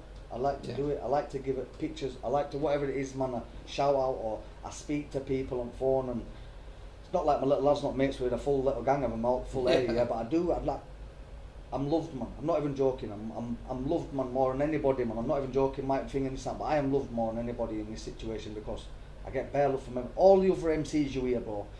They'll all tell you it started with me in this, which it did. Everybody from all of them will tell you, man, and Cav and all these lot and everybody, they'll all say it, man. And you know what? I give it back to them, bro. I give it all back to them because I give them all bare love, man, and I tell them, look, I'm in a group chat with everyone. With all the MCs, I'm in a group chat. Barring Bad Boy Turkles and that, because they do nothing. I don't have nothing against them. I just get on with everyone. Everyone shows me love. They show me bare love. Everybody shows me love. No one shows me no badness. I don't get no badness from no MCs. Because know why? Because I'm a good guy, bro. I'm humble. I give everyone time of day, bro, and I'm not arrogant. So everyone, that's the advice that you're giving. Just be yourself. Stay humble, bro. Don't be arrogant, man. Just don't ever forget where you come from, because That's a true situation, and home's where the heart is, bro. Simple. That's it. Home's That's where the it. heart is, mum's life. That's it. Right, and you've got a new song out this Friday. It'll be out by the time this podcast will out, but trust me. It's good. It's just an old school bassline song. Yeah. It's an old school bassline song, and and everyone was saying, I put a little thing out on my profile, and I'm saying bring it out. So every song I bring out now, I put a brand new MC at the beginning, and then I bring on one of my old school ones at the back end. That's on second 16. So Yeah. it's a better song, man. I'm happy. I'm enjoying it. So more music's come on good. So that's Friday, 15th of March. Yeah. And what's the name of it again? It's just called Reach for the Melody, MC Rayner. Right. MC Rayner, Reach for the Melody. That's what they're called. Yeah. Yeah. And your socials, so you're on TikTok. MC Rayner BFD, MC Yeah. Rayner BFD Insta, MC Rayner BFD Snap, MC Rayner BFD TikTok. And, There you go, people. and big love to Brownie, man, for having me. Thank you very much. Everyone go give him a follow. No, mate, thanks to you for coming. Bear love, man, everybody. Yeah. Man, thank you very much. Nathan, my boy. I'd The just logo like to lady. say- Big up the logo lady, because by the time this has come out, a few weeks after, my hats are going to be here. So everybody, don't worry, man. I'm going to show you where they are. And I'd just like to say a big shout out to our sponsors again. DF Valets, L&K Industrial Concrete Flooring. Thank you for the sponsors. And a big thank you to you guys for listening. So thank you very much. And everybody, if I forgot anybody, forgot anyone, it's hard, man. Right, it's hard trying to get a reach of everybody. It's hard. We've been here for time. Thank you very much, man. My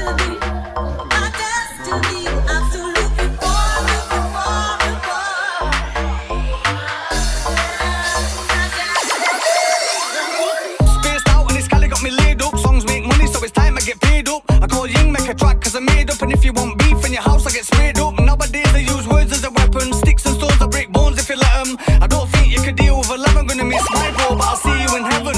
I know okay, I've had to switch on a few friends.